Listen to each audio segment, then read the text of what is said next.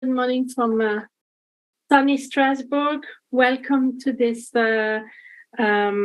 workshop or webinar on fostering deliberative democracy in Ukraine for sustainable and inclusive recovery. I would like to welcome all participants and our panelists, in particular the two members of the Congress, Yelena Drinianin and Stuart Dixon, as well as Yves Deyeguer, our expert, and maybe she's not in yet, Veronika Shabior from the city of Gdansk, and all Ukrainian participants.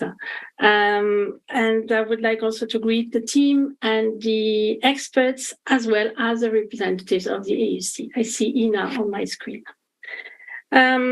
Briefly, we had last week the launch of the Congress project, Strengthening Multi-Level Governance, Democracy and Human Rights at Local Level in Ukraine.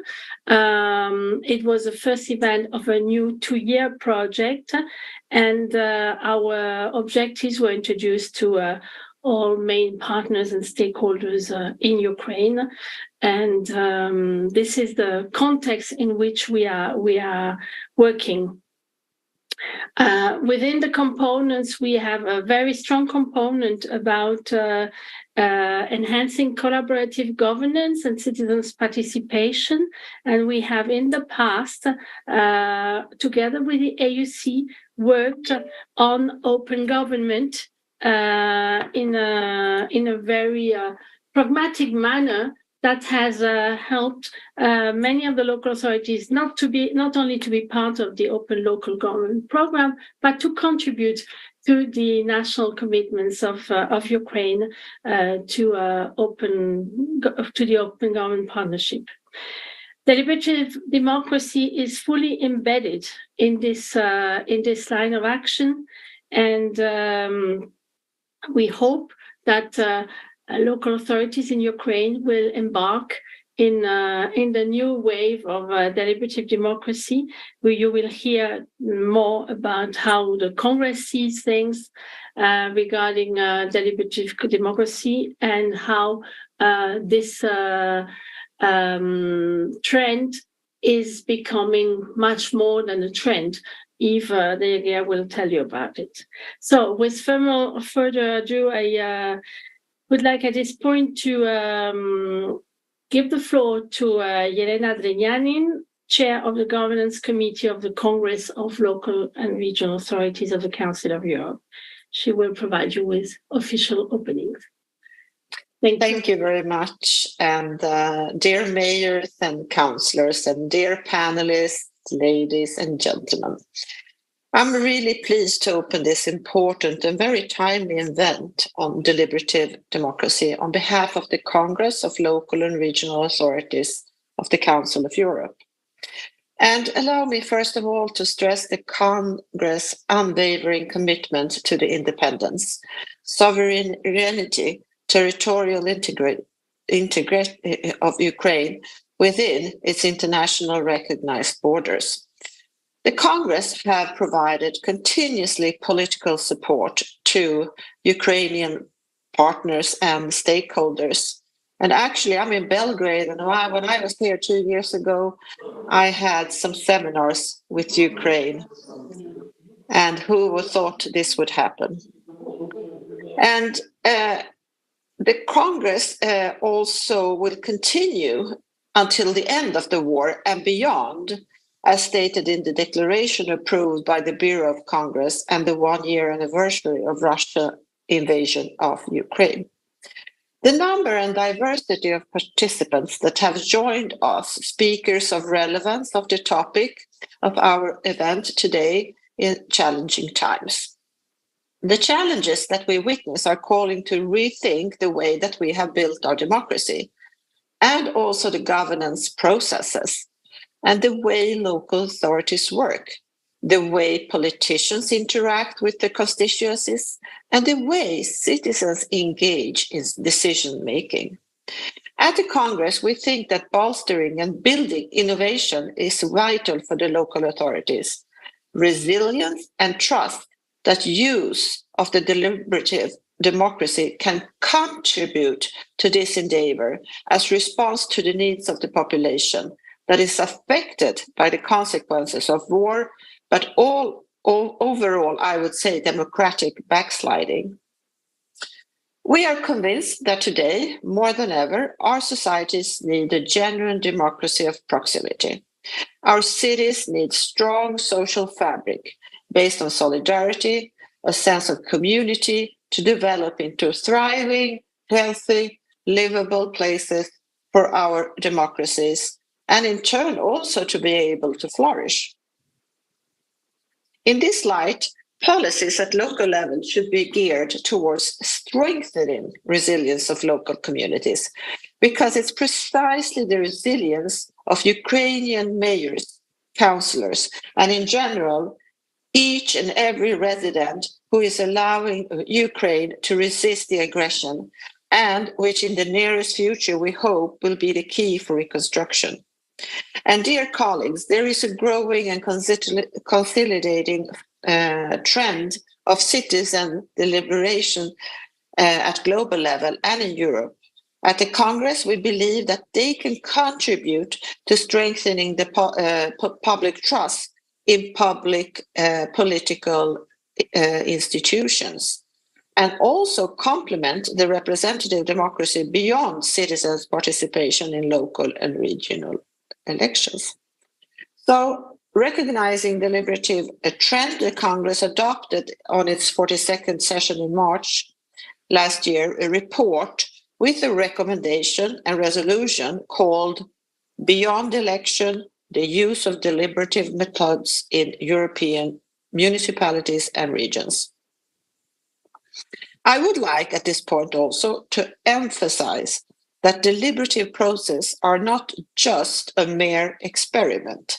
They are a part of a movement to innovate and boost democracy and make it more resilient. This movement is grounded of one of the key principles laid by the European Charter of Local Self-Government, and the principle of the right of the citizen to participate in public affairs. But it also builds on the best practices of citizens' participation on several decades. So, by enabling the citizens to make participation, we can have a stronger public participation, and it will take more seriously and also be a general endeavor. Well, the main features of deliberative methods are the randomness, inclusiveness, but also informed deliberations. And those innovative solutions have proven to work very well when addressing complex problems, but also they enable empowerment, learning, deliberating, building consensus, but also developing recommendations that are required to be able to solve identified public issues. So the setting of deliberation creates a space where mutual understanding, respect, and equal discussion can take place, but also that can be sensitive issues that become less contentious. And I believe that further features of this approach will be presented in the keynote speech that will come after the introductory remarks. Ukrainian local authorities are well known for engaging and co-creating with civil society organizations and becoming champions in different open government initiatives. Your successes in localizing open government principles with the support of Association of Ukrainian Citizens and the Congress, and in close coordinating with the Cabinet of Ministers of Ukraine, deserve all the praise. The Council of Europe Congress promotes deliberative democracy as a meaningful instrument for boosting innovative approaches to co-creation, but also building local alliances that also respond to the resident needs. And in this endeavor, the Congress stands by local and regional authorities in Ukraine who are willing to engage further by transcending the traditional forms of policymaking, making sure that all residents of your communities are involved in local politics, social, and cultural life. Because at the end of the day, this is the reason why we are in politics, to represent and serve our constituencies. So, ladies and gentlemen, during the launching event of this 2-year period held last week, we were pleased to witness the commitment of all levels of government in Ukraine to grant everyday people a real say about the future of their country. But to do so, deliberative democracy models can be very useful instruments now more than ever to work towards a sustainable, inclusive recovery and transformation in Ukraine. So I would like to conclude with some elements put forward to the Congress report and our recommendations, which is available in Ukraine, and I invite you all to read it. In our views, deliberative democracy is the way to further promote citizen participation, build trust, and enhances the health of our democracies. It is a model that has been proven to be effective in various contexts, and in the report, a number of examples are presented, and later we will learn from some good practices from other parts of Europe, such as Poland and the United Kingdom. I encourage you all to consider integrating citizens' deliberations in the governance of your local authorities. It is worth learning about such process.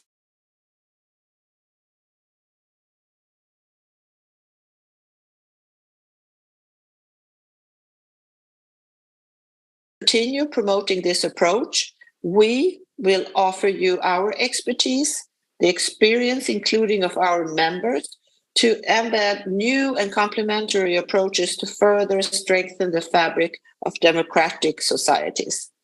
And I hope that this event will provide you with new insights and perspectives, and will also inspire and motivate you to engage in this deliberative movement. So thank you all for being here today, and I really, really look forward to your reflections, and I wish us all very successful exchanges. So thank you very much for listening to me, and let's have a nice day together. Thank you. Thank you very much, Mr. Nyanin, for your introductory words.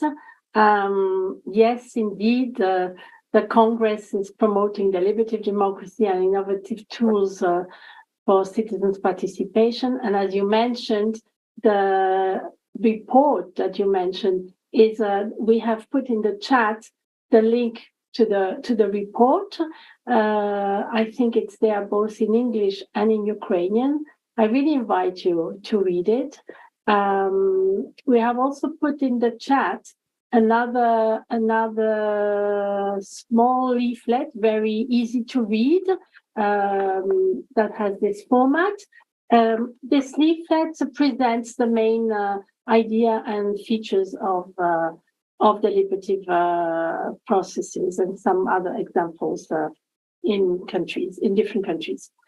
So with these opening remarks, I would like to quickly introduce the program of today's event. I already greeted the speakers.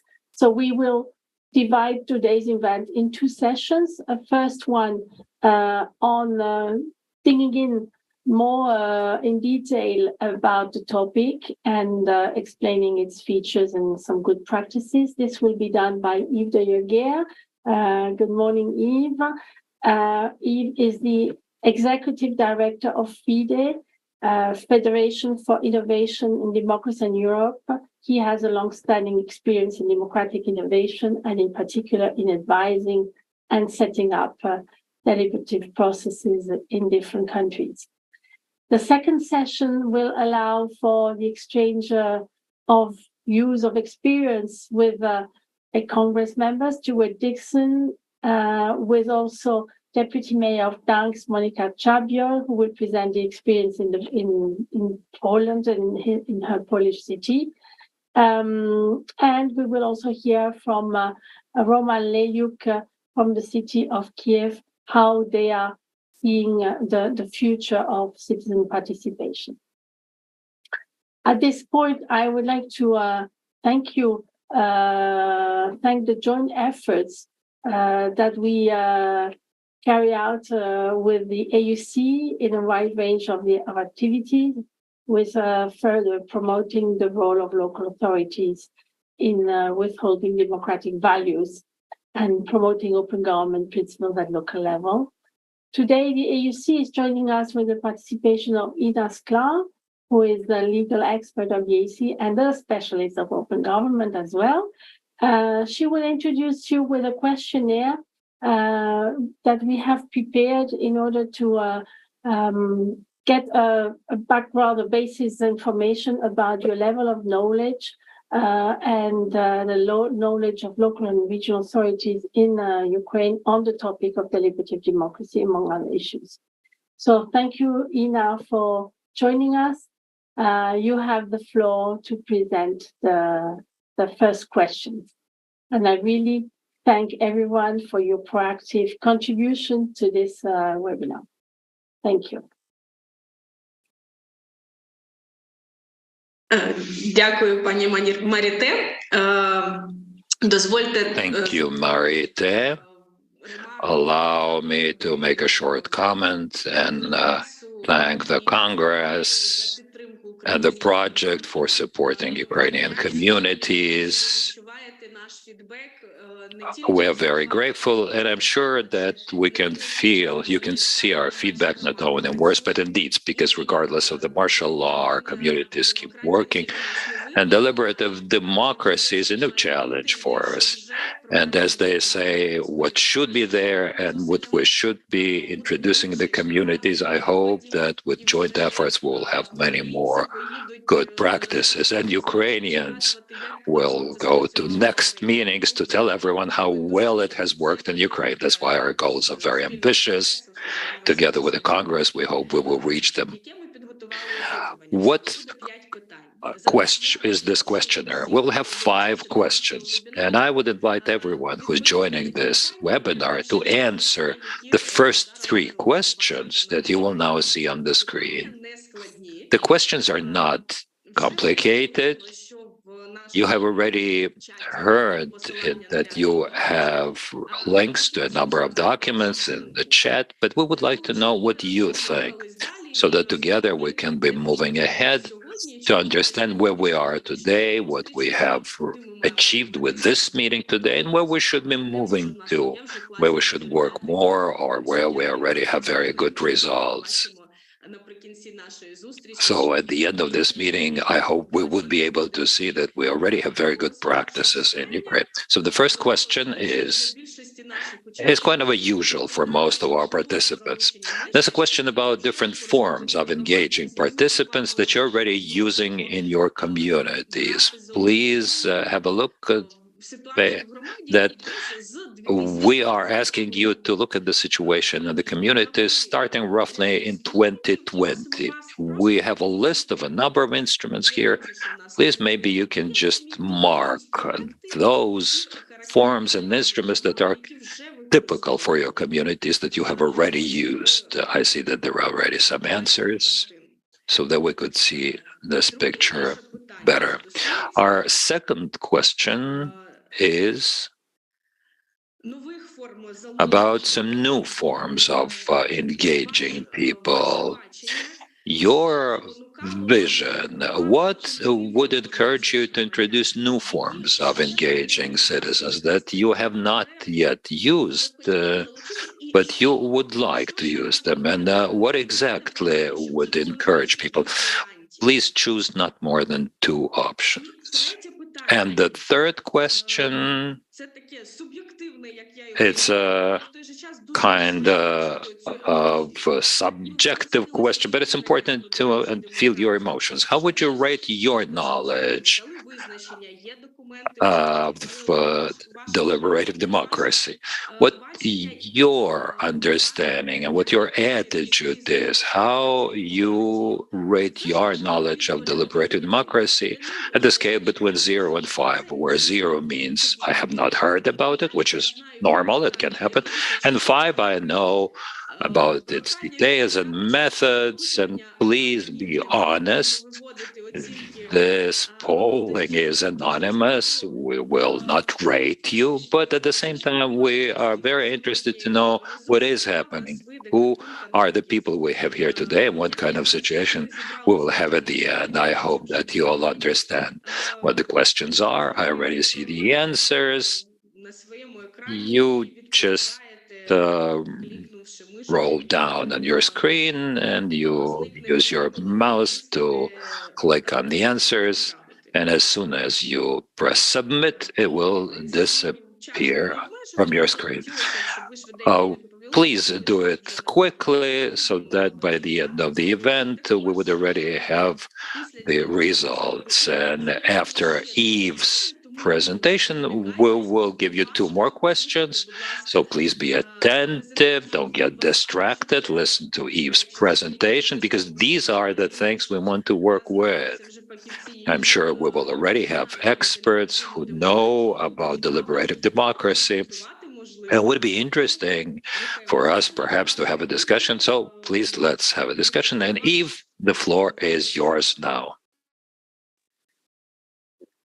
Thank you very much, Ina. Thank you, Marite, and thank you, Ms. Drejanin.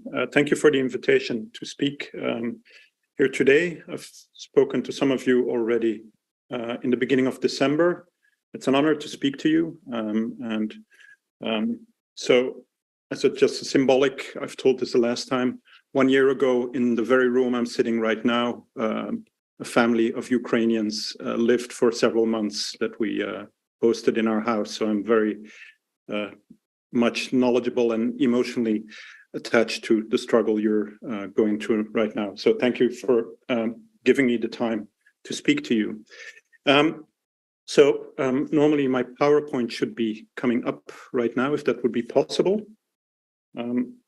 So I will briefly introduce deliberative methods. I will give 2 moments where you can ask me some questions. So this is, it might be that I'm introducing things you already know somewhat, or things that you're not really familiar with. So please, during the question time, let me know what questions you have.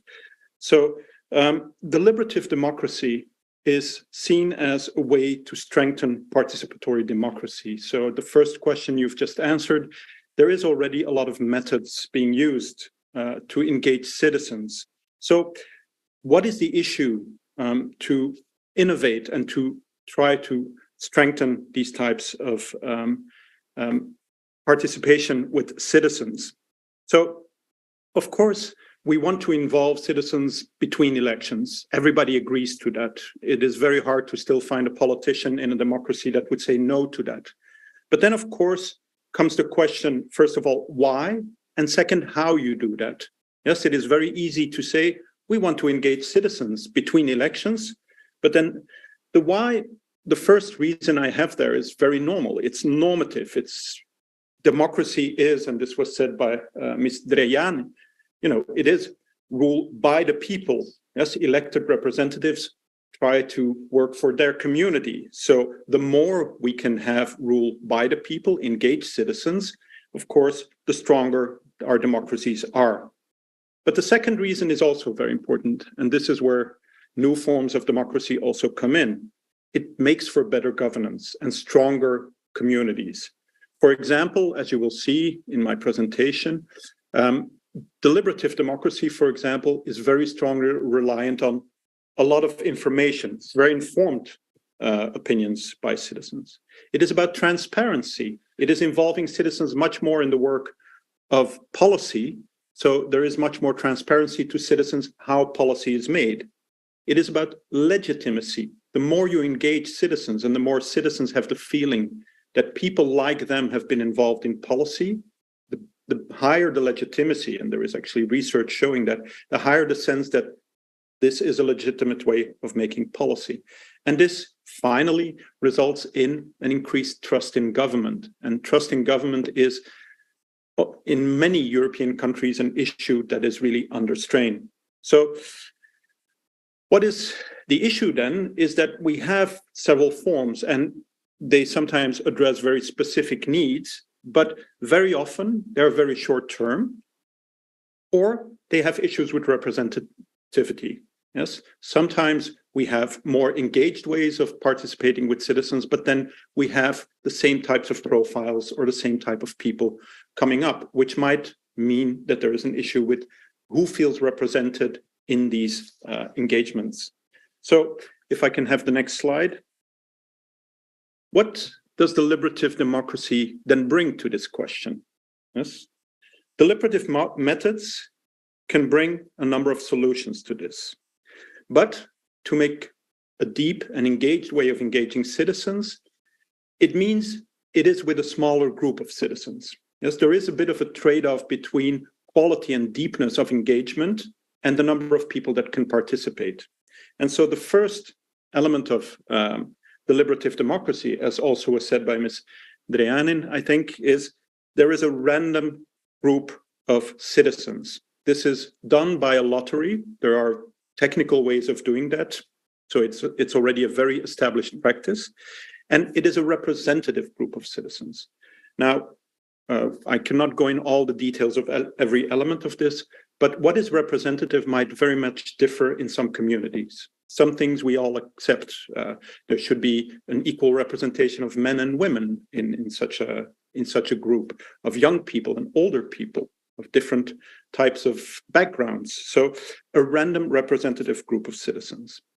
This group of citizens in a deliberative process is given a clear task and a mandate. I will give some examples that will make it hopefully clear what we mean with this, but the government or the authorities give this group a clear request of helping them with a certain policy question. These people are given enough time. This can be several weekends. This can be very long. In some cases on the national level, this has been for months. There is one going on in France right now that has been going on for several months. Sometimes in smaller localities, this is 2 weekends, but given enough time to look at this question. These citizens are given balanced information, yes, on the specific topic. They get the different perspectives that are out there, yes, and this might differ from different question to different question. And then they deliberate. Now, deliberate is not discuss, or it's not a sort of struggle who has the final word. Deliberation is exchanging between citizens and different types of citizens how they look at this question from their background, from what they have learned. And together, and this has been done hundreds of times now, so this sort of magic that we sometimes call it, they will produce policy recommendations. And very often, most of the time, and we'll see this in the examples also by the other speakers today, they come up with very strongly supported recommendations. Very often, they work together to find recommendations on this policy problem where in many cases, 90% of them, sometimes even 100%, say, this is something we can all stand behind. And this gives you a strong mandate. If you, as a politician or as a local authority, have asked this group of citizens to provide these recommendations, to go forward with a number of these recommendations. This is, of course, a very important condition, is that you do something with it. Because if you don't do anything with it, these people, of course, will be a bit disappointed. And there is also some clear evidence that then, of course, this disappointment will lead to a sort of loss of trust. If you set this all up, you should do something with it. If I can have the next slide, please. So the standard model of a deliberative process is the so-called citizen assembly. So what is a citizen assembly? And I will go pretty quickly through this because it repeats a lot of what I have said, is a citizen assembly on average, this is data from the OECD over dozens and dozens of cases, but for a big assembly, this is 90 citizens on average, but we have assemblies with 30 citizens, 35 citizens. But there is a random selection of a group of citizens. Yes, this is this balanced group that I just talked about. People get an invitation through the mail. These are randomly selected. And then in the end, there is a balanced group. These people learn about the process first. Yes, they get introductory readings. They get learning sessions where they're explained what is the issue at hand. Then they hear stakeholders. There are different positions on every public policy. Yes, and so people are heard. Again, I will give an example, 2 examples. And so they also listen to some members of the public. Some citizens that are not in this assembly might have very strong feelings about this. These people should also be able to contribute and be heard by this group of citizens. And then they deliberate. This is what I just explained. They talk between themselves. They come up with sometimes additional questions. And in the end, they agree on recommendations, and these go to the authorities. Yes, this can be a local government, a regional government, or a national government. These detailed recommendations are then replied to after a certain period by the government. So there is a sort of feedback towards these citizens. If I can have the next slide.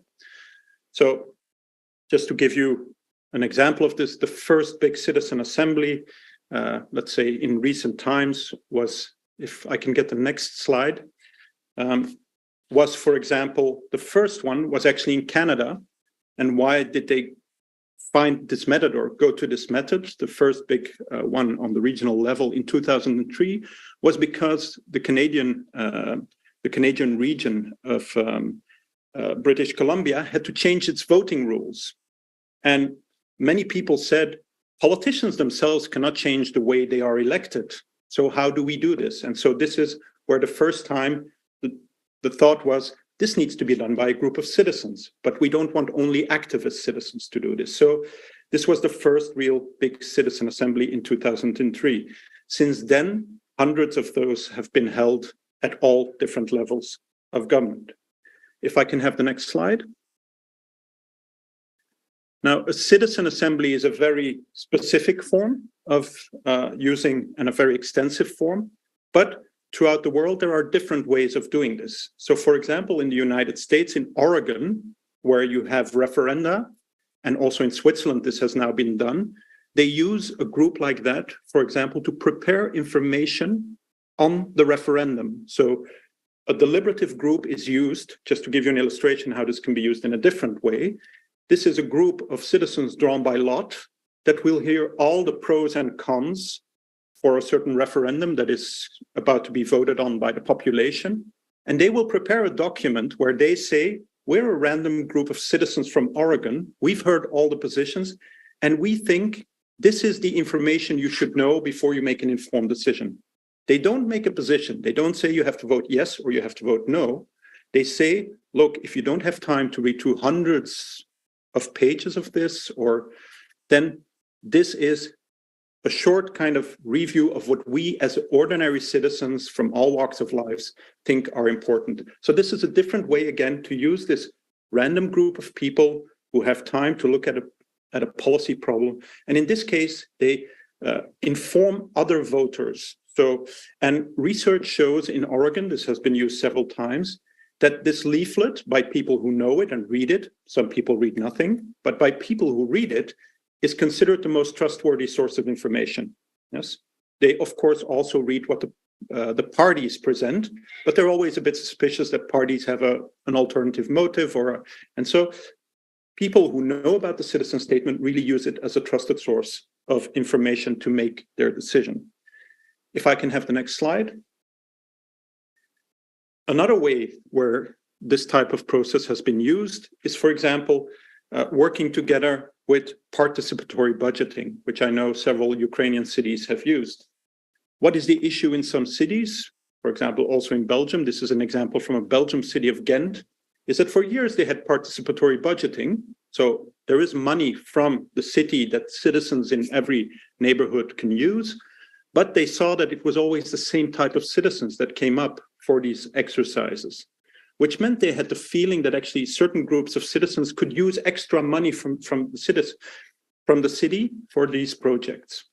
Not that these citizens were mean or they were very positive, but it was always the same type of citizens. And so a few years ago, they decided to trial in 2 of the neighborhoods, of the 14 neighborhoods. They trialed where actually citizens can propose projects, but it is a random group of citizens from that same neighborhood that then evaluates the projects and gives a sort of report on how they think this is a good project for their neighborhood, for all types of inhabitants or not. And so this trial was so successful that as of this year, the city of Ghent will do this in all 14 neighborhoods.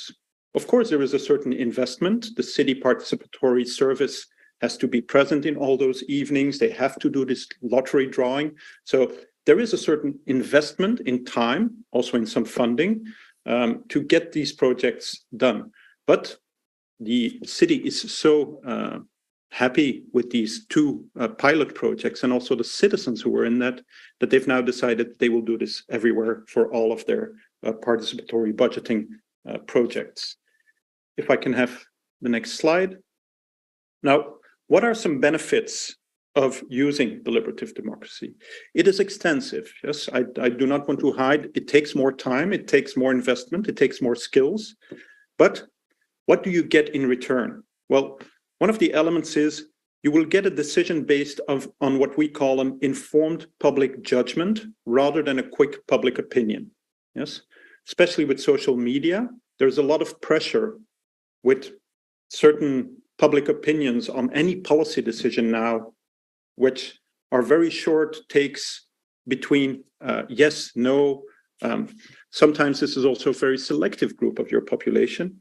And so what this gives you is that because these citizens are very well informed of all different aspects of this policy problem, you will get what we call informed public judgment.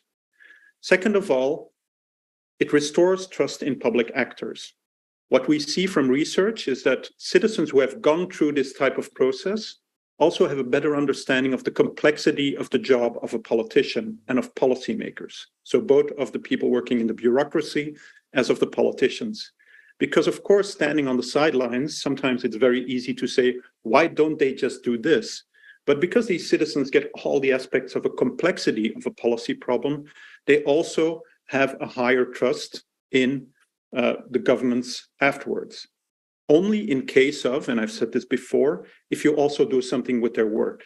If they feel played, if afterwards you do nothing with their work, or they have the feeling you use it for a political game, then of course they will be very suspicious, and even more suspicious than they were before.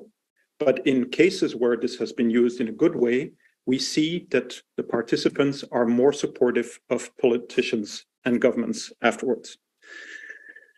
Then the third one is transparency. Because all the information needs to be brought forward and citizens in such a process can ask for more information, this increases the level of transparency. You have a random group of citizens that looks at the different ways this policy has been enacted. And so this can help, for example, reduce corruption or the sense with citizens that some partisan effort was pushed towards a certain policy problem. Then before last, there's less grip on participation by polarized and fringe elements. What we see, for example, with some open meetings that are very short, is that certain people will show up. People who are angry, people who are polarized. They might not be representative of the total population.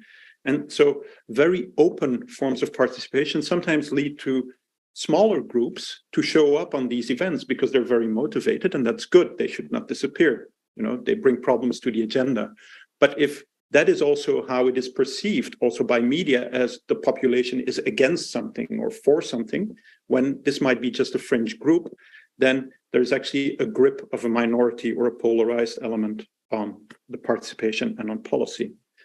And finally, it is not focused on next elections. Citizens don't need to get re-elected. So these citizens in these types of councils look at longer term horizons.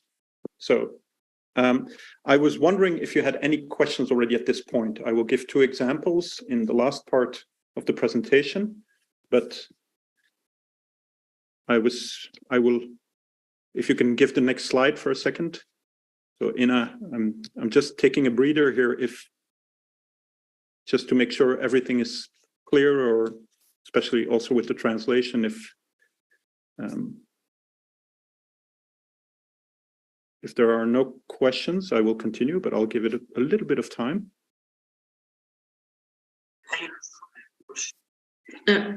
Іве, поки колеги збираються While colleagues are taking time to ask questions, let me ask a question. You gave an example of a standard model, but for the Ukraine at this moment, it is typical to make quick decisions. We don't always have this 48 weeks and the random sortition of 90%. What do you think? Would it be possible to apply a different kind of a quicker time-wise model? Because we need quick decisions now, but at the same time, we want to use deliberative democracy advantages. This is a difficult question immediately, but I do fully understand that there is a different condition at this moment in your country. One of the options is to reduce, for example, the question, to not make it too broad and to narrow it down to the major dilemma that you are facing. In some cases, cities who have a lot of time, and I will get to the example in a minute, Copenhagen, for example, has a very big policy problem with a lot of aspects, mobility, housing, and etc. So this is an assembly that is for weeks and weeks and weeks. But maybe if they would have less time, they could say, like, actually, the biggest problem is the housing problem here. Yes. So let's focus on this. So there is a way to kind of reduce the scope of. I think it is still important that if you use deliberative methods, the random selection should not be perfect in the most methodological way, but that there is a sense always for people that this has been fair. Yes. And we always say people should look at this and say, I could have been a part of this. Yes, somebody like me is in there, and this has been a fair procedure. And there is a sort of margin of how technical you do this. But as soon as people have the feeling that, for example, I will give you an example. We had a city in Mechelen in Belgium, which has a very big immigrant community. And the city told us this needs to be a factor in the representation. Because if people look at the photo, even if you did this very well and there is nobody with an immigrant background, a good part of our population will say, nobody like us is in there. So you can do things a bit more shorter and quicker, but there needs to be a sense of really fairness and legitimacy. This is what we always say. You know, I hope this explains a bit how. Дякую. І бачу питання від пана. Yes, thank you. And I see a question from Dmitro. Good morning to all the participants. I also have a question because today we in Kyiv, and I know that many of our colleagues face a dilemma of passive democracy when most instruments, participatory instruments, they become online. And of course, it's a challenge. It's a challenge caused by the current situation we have in Ukraine. How do you see the integration of deliberative democracy with the online space?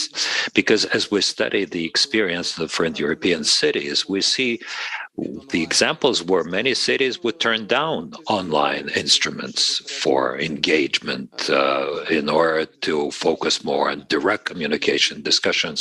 Are there any tools or examples of how deliberative democracy can be combined with online spaces? Thank you very much. I think I will also put my email in the chat because I can't go into every detail of everything. So if you have further questions, please contact me. Yes, one of the issues, of course, with online participation is what we call the digital divide. I was just in the expert committee for my own government on an online project for input on the Constitution. We had 10,000 participants on 11 million people, but in the end, 80% of them were men and 81% had a university degree. This is so what we actually do is we say this is a tool to get a very active part of the population. Yes, this is what I said. You have very minor people who in the evening will be on the online platform, but you have in my country, 1/5 of the people with no degree beyond 15 years old, 20% do not have access to internet.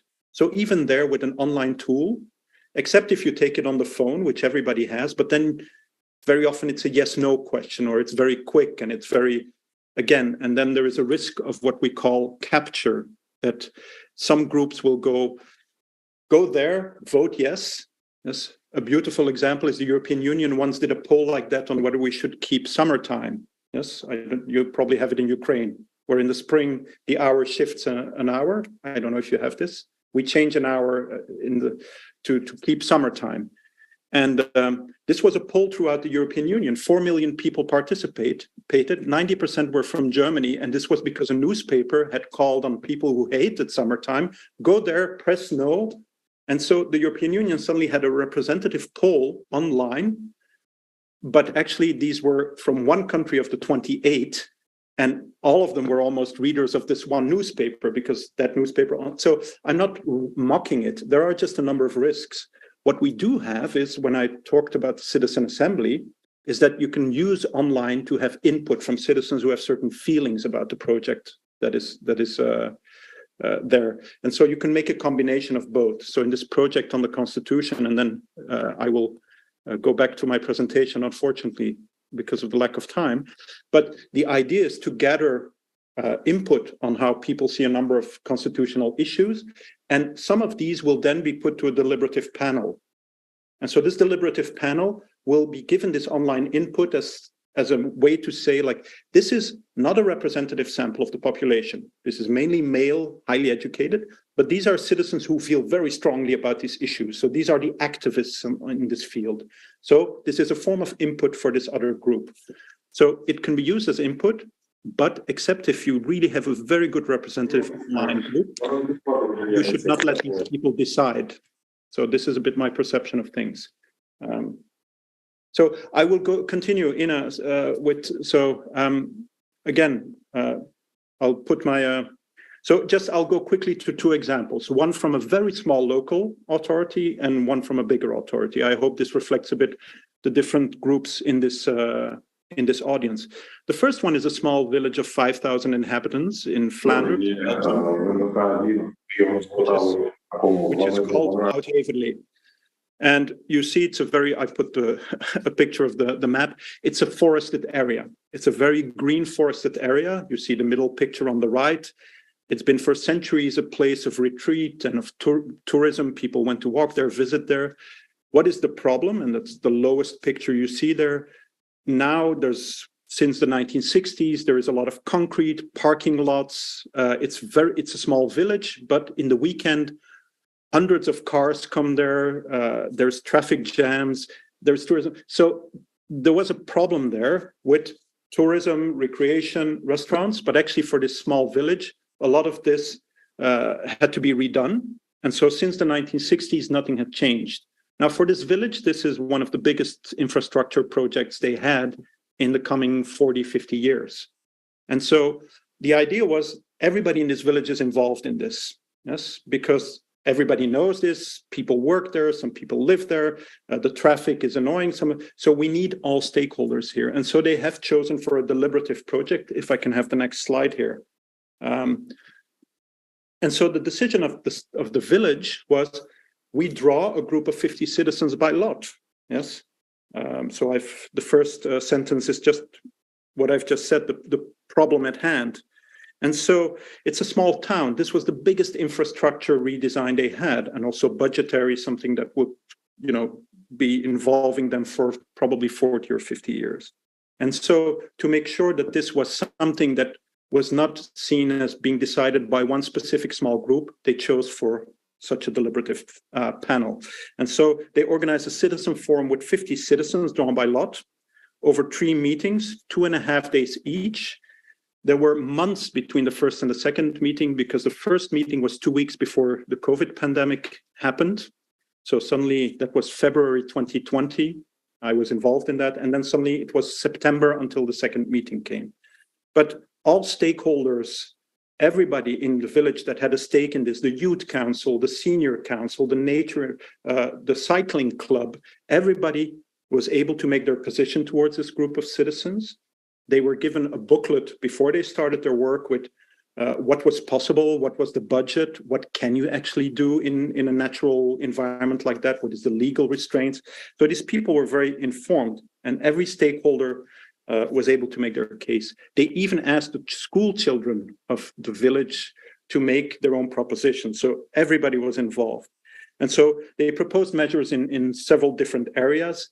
And these were then given to the company that had to make the master plan. And so this is the guiding principles for the village on how the master plan is developed. And so the next slide just gives you a picture where you can see, for example, that they got rid of the parking, the street will be changed, will become a one-way street, etc. So they really made some really crucial differences. And amongst others, they decided that this site, which for a very long time was attracting a lot of people from around the village because it's very urban around it, and these citizens have said, we'd rather have less money coming in from tourism out, but we want this to be much more for the village. So they really decided we want to reduce the economic activity in some ways. I mean, that's a luxury they had, but so very crucial decisions. And then a second example, and the details of this example, for example, are in that Congress report that is in the chat. The second example is one that is ongoing right now. And actually, I have a meeting this evening about this because I'm one of the expert consultants in this project, but it's a very big infrastructure work. This is the city of Copenhagen, and you can see a picture on the left. The project is what is in red. In red at the moment is sea, it's water. What will come there is an island. That island will have space for up to 50,000 new buildings. If you just place the red zone over Copenhagen itself, it will be almost as big as the current city center. So they're building a massive project. It will take until 2070 to be done. Part of the project is because rising waters are threatening the city of Copenhagen, so this will become a blockage for the sea if there are storms. So there's a reason for this. Part of this is solution for a landfill because they have built a new metro. They have millions of metric tons of so this solves a number of problems. And actually both the national parliament, because this is such a multi-billion project of redevelopment, both the national parliament and the city had voted overwhelmingly yes. So across parties, what was the problem? And you see it on the bottom.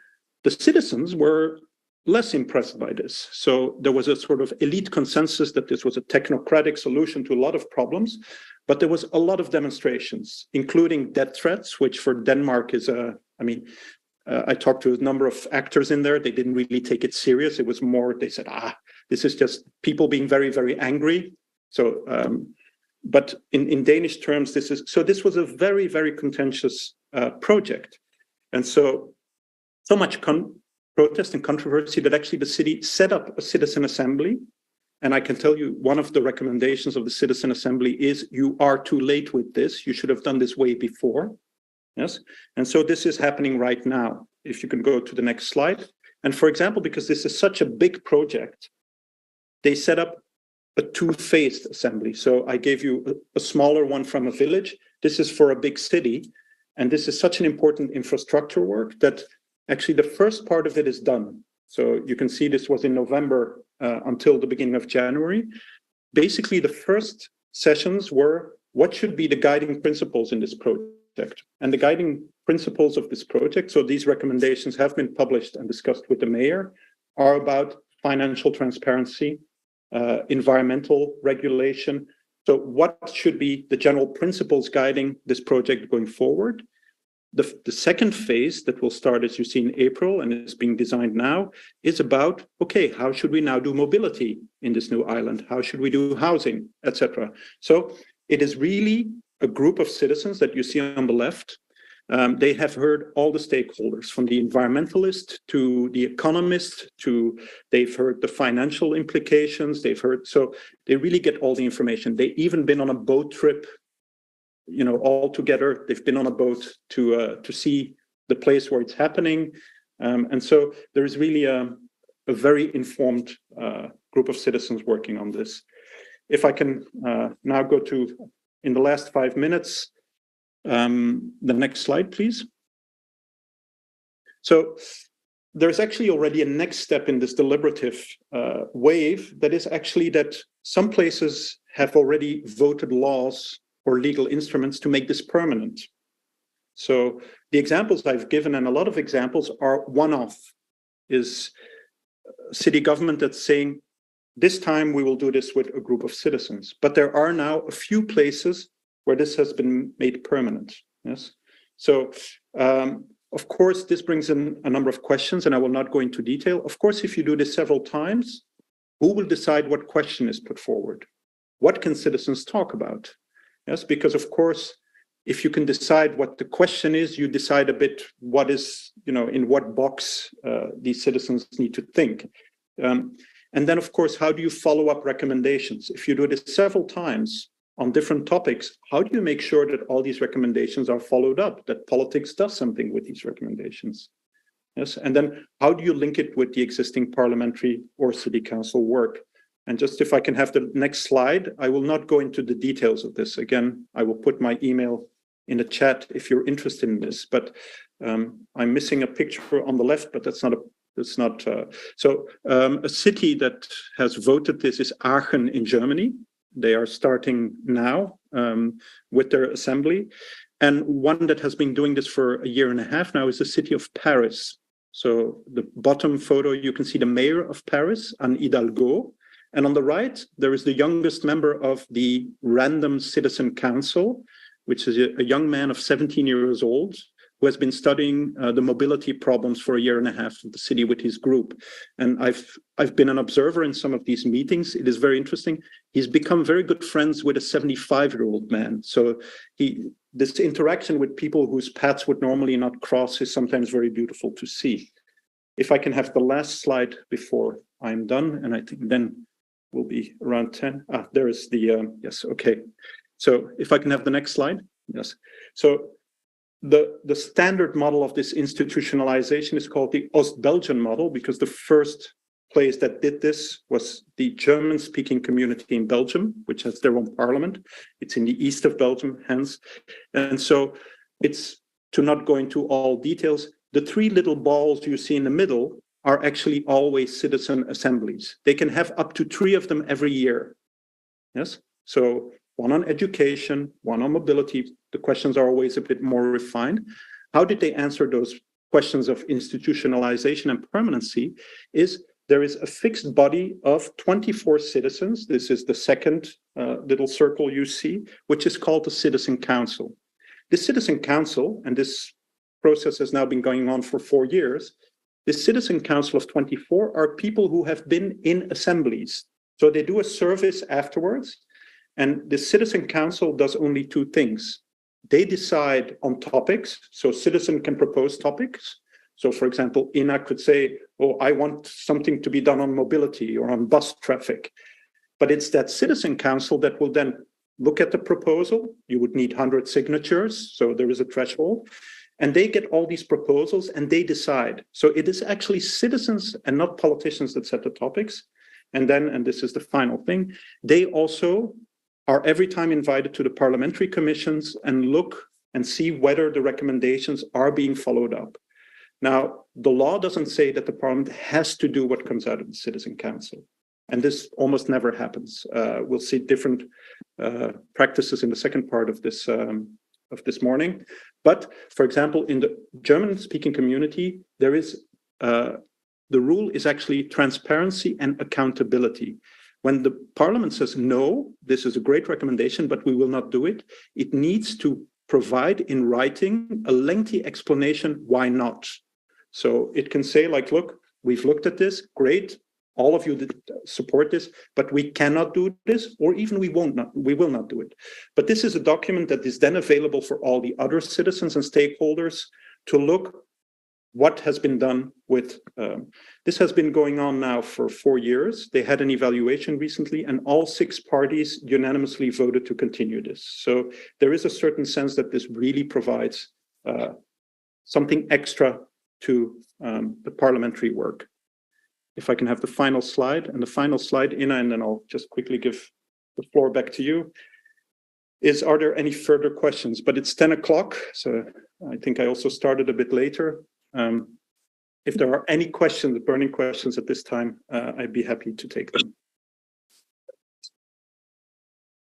Будь ласка, учасники, якщо є питання, підіймайте Dear руку. participants, you are very welcome to raise your questions and comments. You can either raise your hand and voice them out or text them in the chat. I don't see anything at the moment.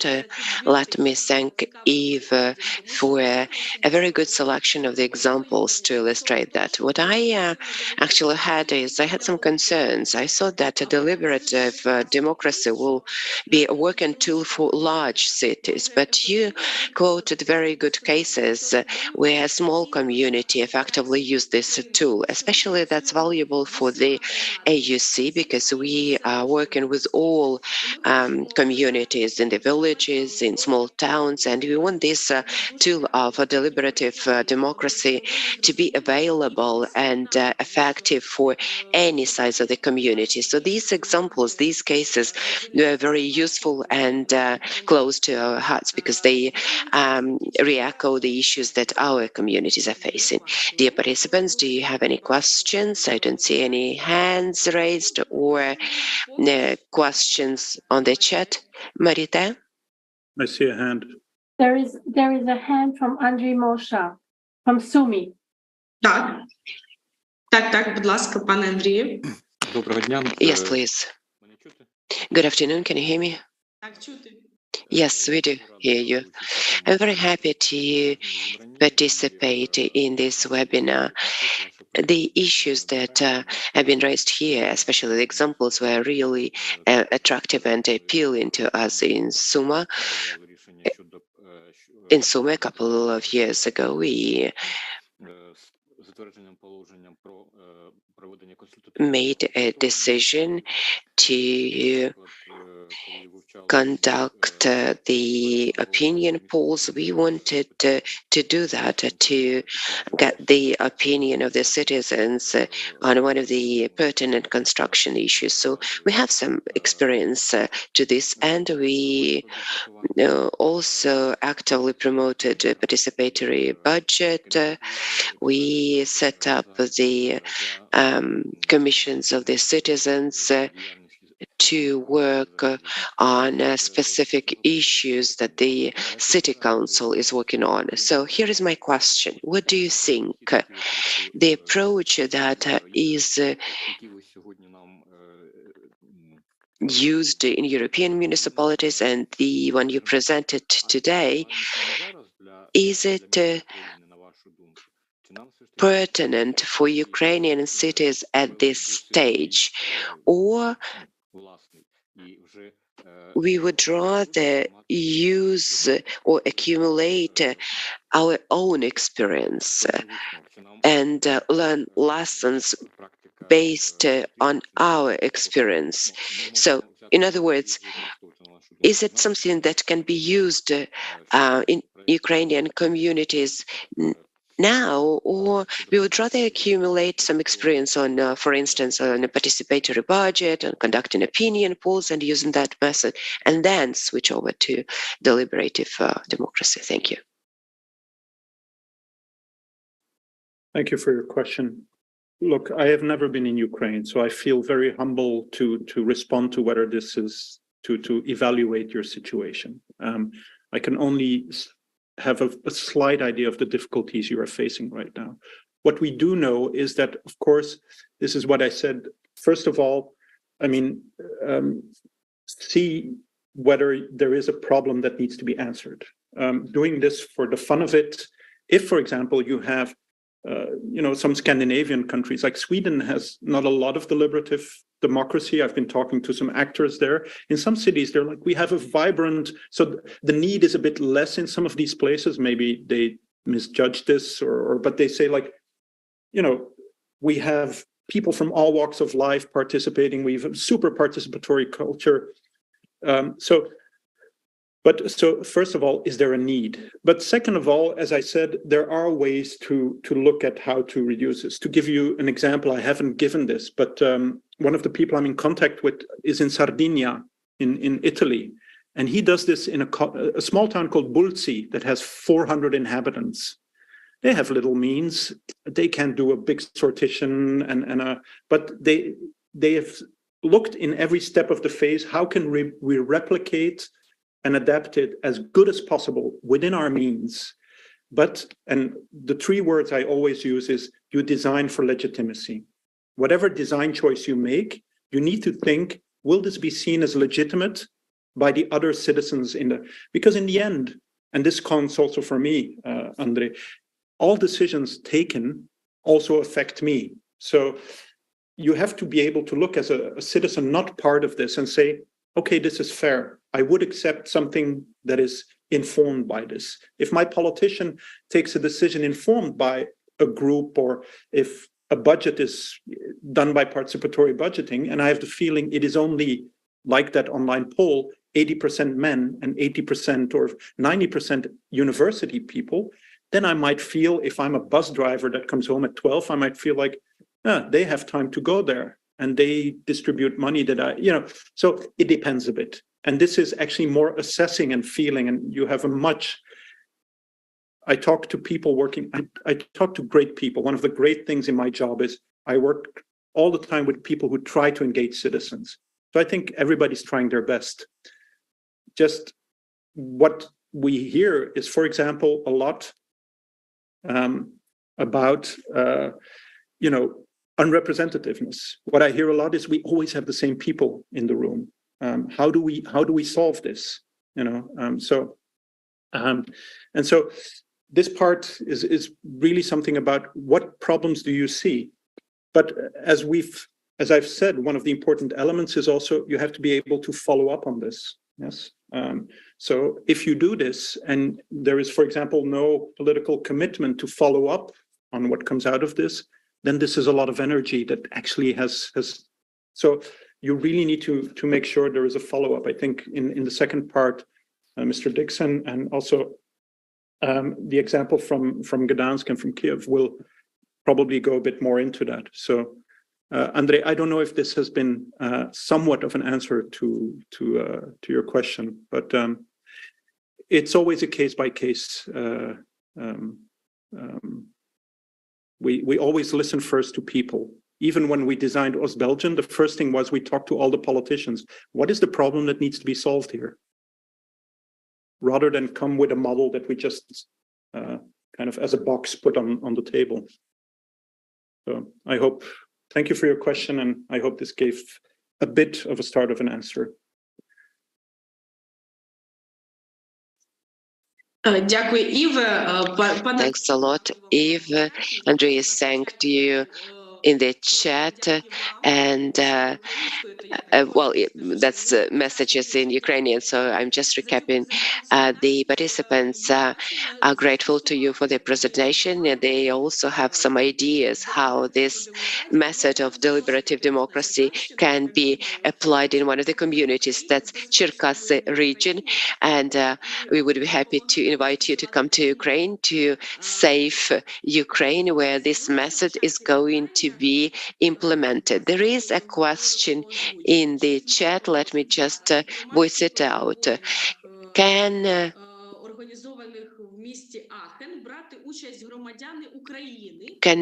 citizens of Ukraine participate in the assembly of the citizens in the city of Aachen if these are Ukrainian citizens that were relocated to Aachen because of war? So it's not German citizens, but Ukrainian citizens that live there. Very quickly, I don't know about Aachen. I should check. In Ost-Belgium, yes. And Brussels also has permanent committees. And just for a small detail, in this house, we always have foreign students that stay here for 6 months. And these are always Americans. So we host them as an exchange. And one of these American students has once been called up for a deliberative committee. So it depends country by country, but we always advise to take inhabitants rather than citizens. But in some cases, this is up to, and sometimes it's even legal. So our national federal government has now voted a law, and it's only citizens, not inhabitants, and it's for legal reasons. But on local and regional level, we always advise take inhabitants rather than, and so, yes. So in Brussels and in Oost-Belgium, yes, a displaced Ukrainian person could be selected for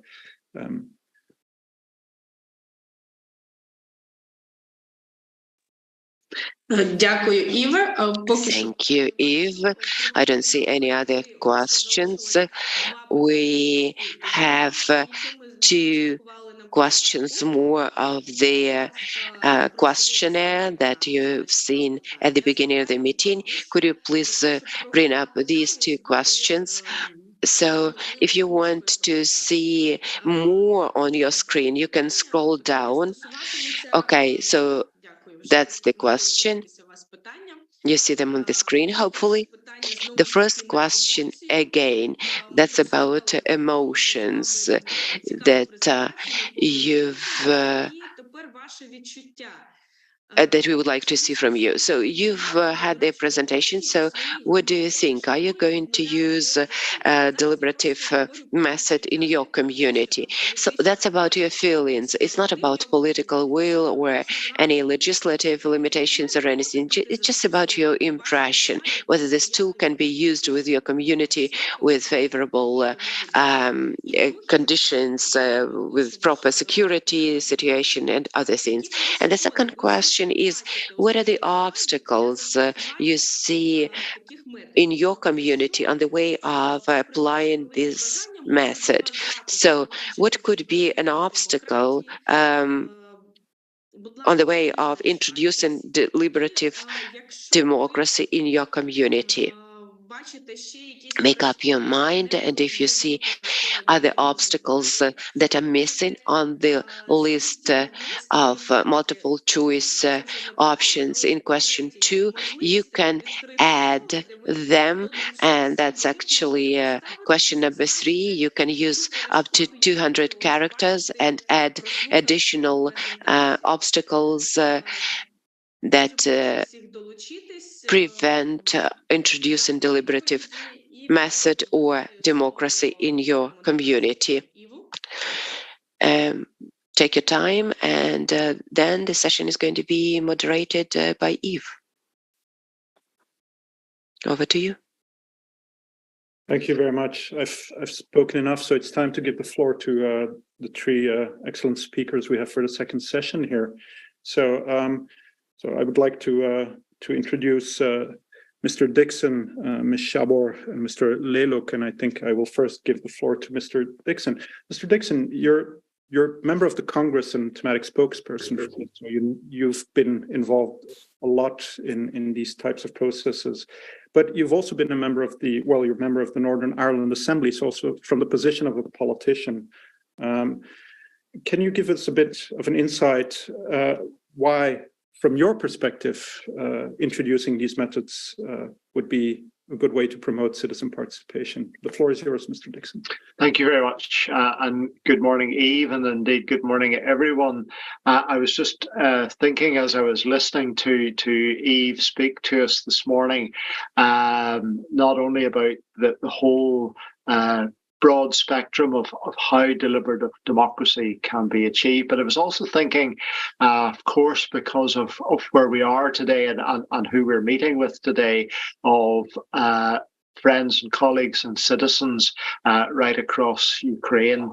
And in fact, I have been to Ukraine because in October 2015, I had the privilege to head up the Congress delegation to observe local elections. And I spent a few days in Kyiv at that time. And so I have a very personal but very short connection with having been there.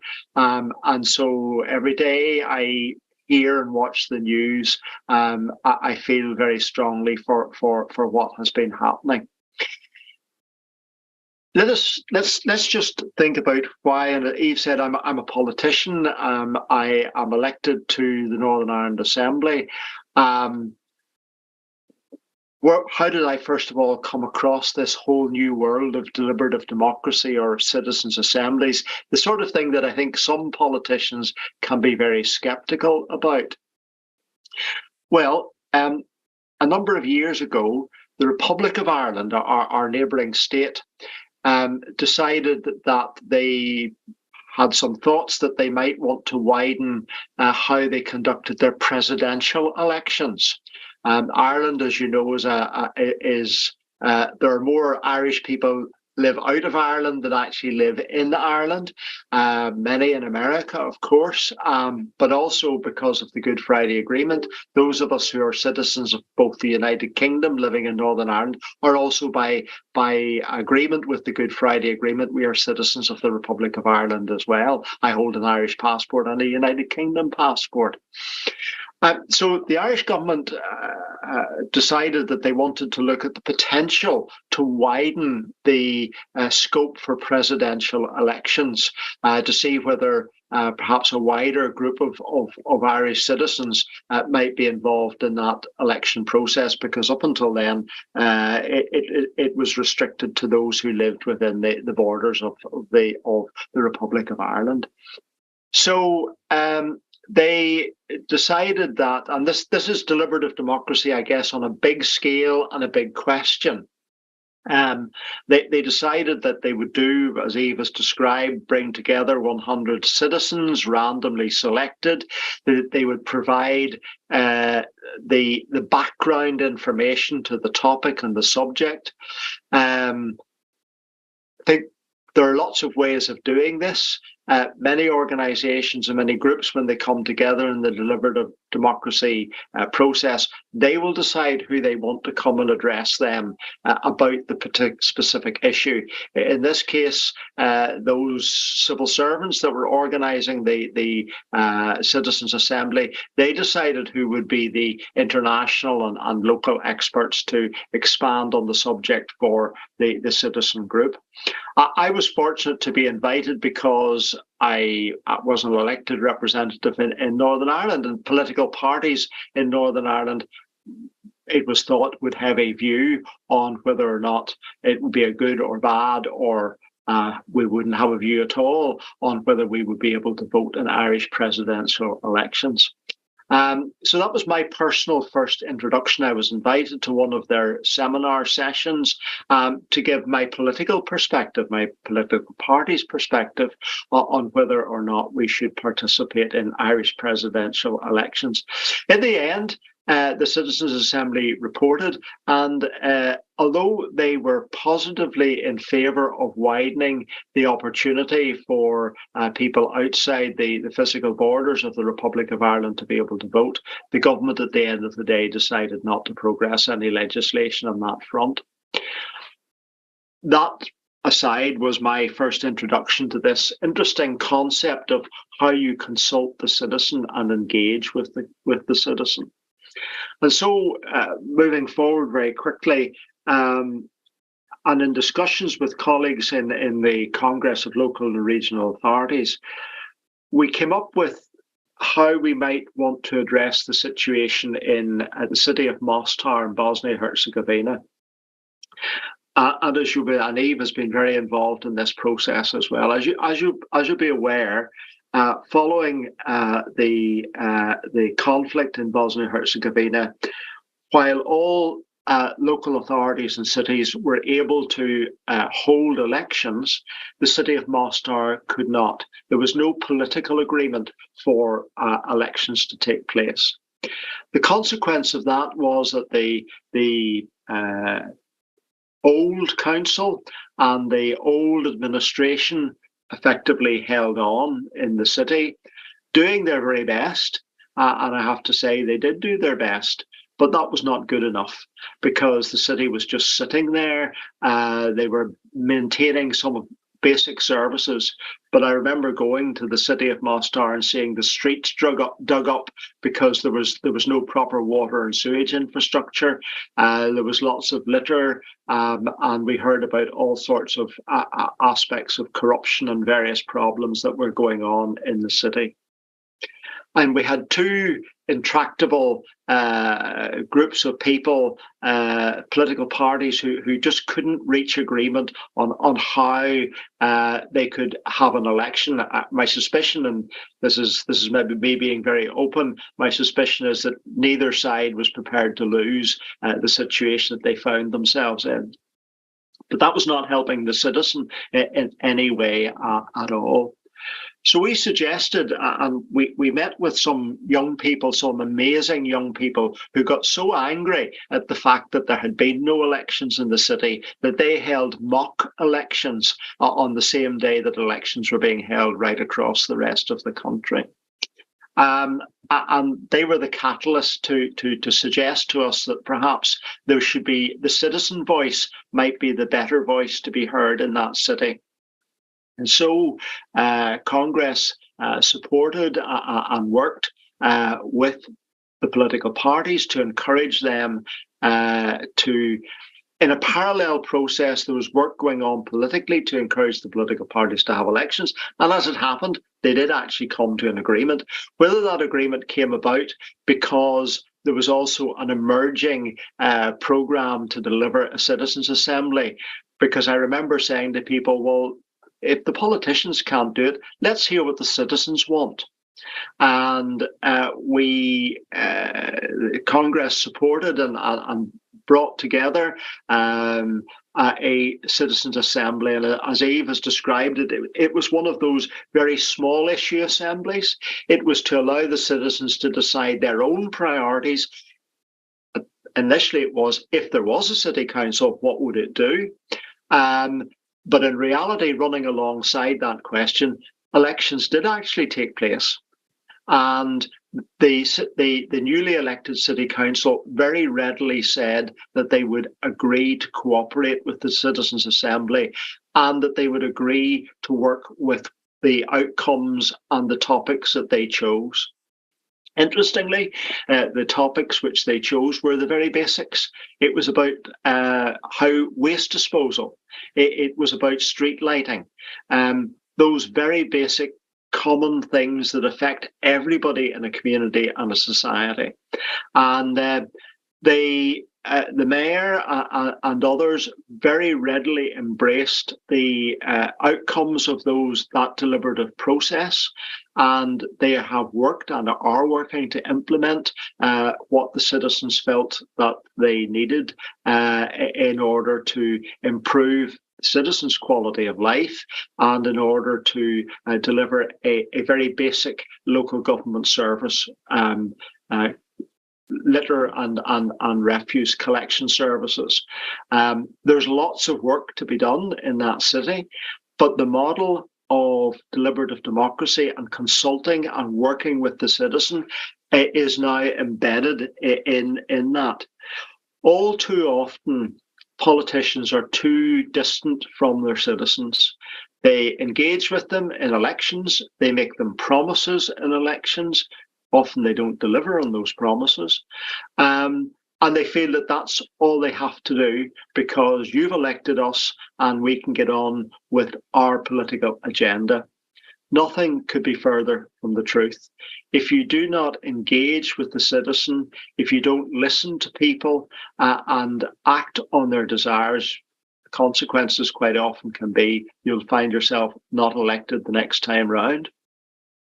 But that's not a reason to engage. The reason to engage is to actually build better, more cohesive communities and to allow citizens the opportunity to participate. There are a variety of models from the very small grassroots up process where people will just simply come together and will be minimally supported to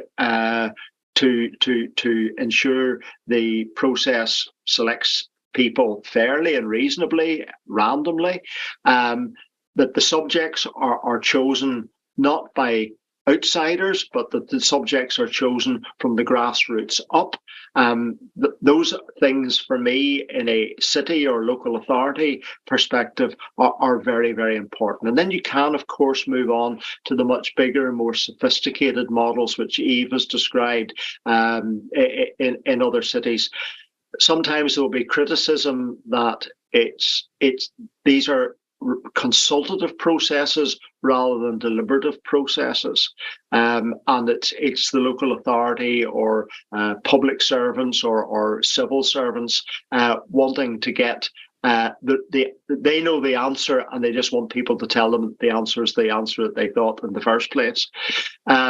So I very much and I'm very passionate about building the grassroots model up to allow citizens to come together through that random selection process, to provide them with the tools and the training and the mentoring and the support to deliver it, to allow them to choose the topics, because after all, it's their city, it's their community, it's their street, it's their park, it's their refuse collection services, and to allow them to choose the topic, and then to get the engagement with the politicians, to let the politicians early engage with them and say, when you come up with the solution, we will work with you to deliver that in a collaborative way.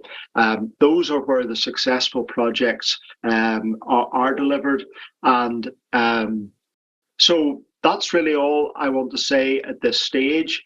I want to just finally to say, Marite will undoubtedly let you know that Congress has been working further in Bosnia-Herzegovina. We have agreed to financially support 2 more projects in other cities to let them embrace this model, and there's a process going on at the moment to select them. Because of the success that we've had in Mostar. And I want to encourage our friends in Mostar. I know that the mayor was due to be with us today, but I want to encourage them to continue with this process.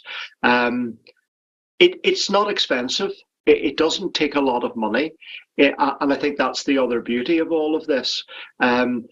This process can be undertaken by lots of voluntary and community organisations coming together. Yes, of course, you can do the big grand schemes. You can have great conference centres and hotels and all of that. But this can be done in small community halls. It can be done very easily if you just engage the right people to support you in delivering the process, and knowing what they're doing, and gaining the confidence of the citizens in the first instance to deliver this. So thank you very much for the opportunity to speak to you this morning, and I wish you all well in terms of where you may wish to go with all of this, and indeed to assure you that we are in Congress willing to provide support and mentoring. Maybe not too much money, but certainly we will provide you with support and mentoring, advice and guidance, and we will find ways and means of helping you. If this is a route that you want to go down to engage your citizens in your communities and your cities, then we're ready to help you with that. Thank you. Thank you, Stuart, and beautiful words at the end of support. But it's always great. I've heard you before, right? And the enthusiasm to hear your enthusiasm, how you've gotten to know this and now are a vocal advocate for this is really beautiful. So I'll first give the floor. Maybe we come back to you, but I'm also looking at a bit of timekeeping here. I'm very honored to have the Deputy Mayor of Gdansk also in this call, Ms. Monika Szabior. And actually, to be honest... Hi, hello. Yes, so Gdansk was, when I did these types of presentations a few years ago, I always had a picture of Gdansk in there. So you're one of the early runners in this field since 2017, I think, with your former and late mayor, Mr. Adamovich, already since 2017. You've used civic panels, and you were really one of the front runners of this. Ms. Szabior, I'm going to give you the floor. Could you tell us a bit about why the city of Gdansk has been doing this, but also in which ways, very importantly, you've then managed to use these recommendations and integrate them into your work, and also how you've worked with inhabitants rather than purely citizens of Gdansk alone. So these. Yeah, I will be happy to tell you a little bit about our experience, but I'm also very happy to answer questions because I didn't know exactly how you would like me to share experiences. So generally, in Gdansk, we're really working on participation, deliberation, but also accountability. And I think these three aspects are incredibly important. Well, you said before, Eve, you said about asking yourself a question, why do you need it? Is very, very important, because doing citizens panels or whatever without thinking about what for and also how accountable at the end of the day you are on many levels is very hard. So, and hard for citizens because it doesn't build trust. So this is something that you have to always take into have in mind. Yes, we have performed 3 citizens panels. We also have a very large, we're building a large system of participation of different groups and also working on including different groups and looking for innovation, how to include groups and how to create their impact on the city of co-management of the city. I will tell you a little bit about this because I think it is as equally important as deliberation itself. We have conducted 3 panels. Two were focusing on ecological aspects. So one was about flooding, another one was more energy, and the third one was equality. The third one was probably the one that I was most involved in because I'm responsible for the equity, equality, human rights policies. So this is something that I could probably tell you more about. But the comparison about between especially the flooding protection, the protection against the flood and the equity policy is very interesting because both gave us different outcomes and the implementation is different. The flooding, the panel regarding the flooding was caused by a very specific problem of flooding. And there was a big need within the communities, especially those on the way of the flood, regarding how to prepare yourself, how to cooperate between the city and the citizens in prevention, but also reaction to the floods. So as you can imagine, the flood is something very specific, something that people experience, something they can see outside their home. They know how they reacted. They know what was not working. So this panel gave a very concrete plan that was implemented and it is still working. So we were very happy about this. And we started doing the second one. The second one I was not involved in, so I don't want to elaborate on that. But the third one, regarding equality and citizens' involvement, was the questions were brought by the citizens. So there was a very strong political need within the communities to talk about equity. In Gdansk, the panel, the people within the panel are, maybe I should say a little bit about how they are chosen, because probably this is something that is interesting for you. Gdansk is 500,000 citizens, almost 500,000 citizens. We have 35 districts.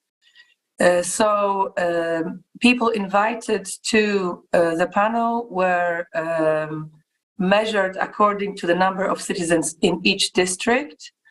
They were people who were invited were actually the ones who were on the list for eligible for voting. So it was the citizens who vote. So slightly different to what you said before.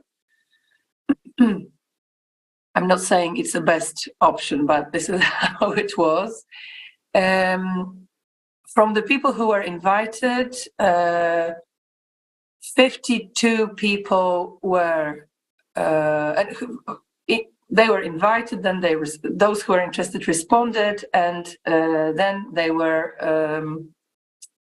was a draw of who is actually taking part, and it was measured by gender, district, age, and education also level. So we were trying to show the diversity of the city.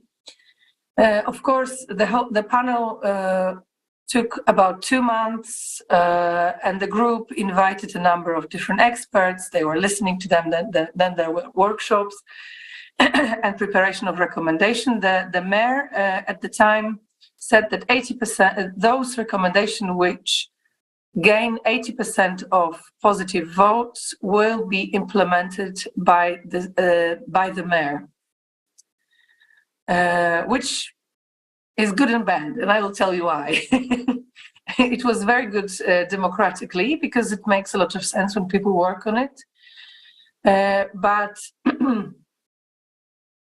the recommendations, there was a really long number of, I think, 180 recommendations, and they were not equally, the way they were formed were not equally clear. So we can, in many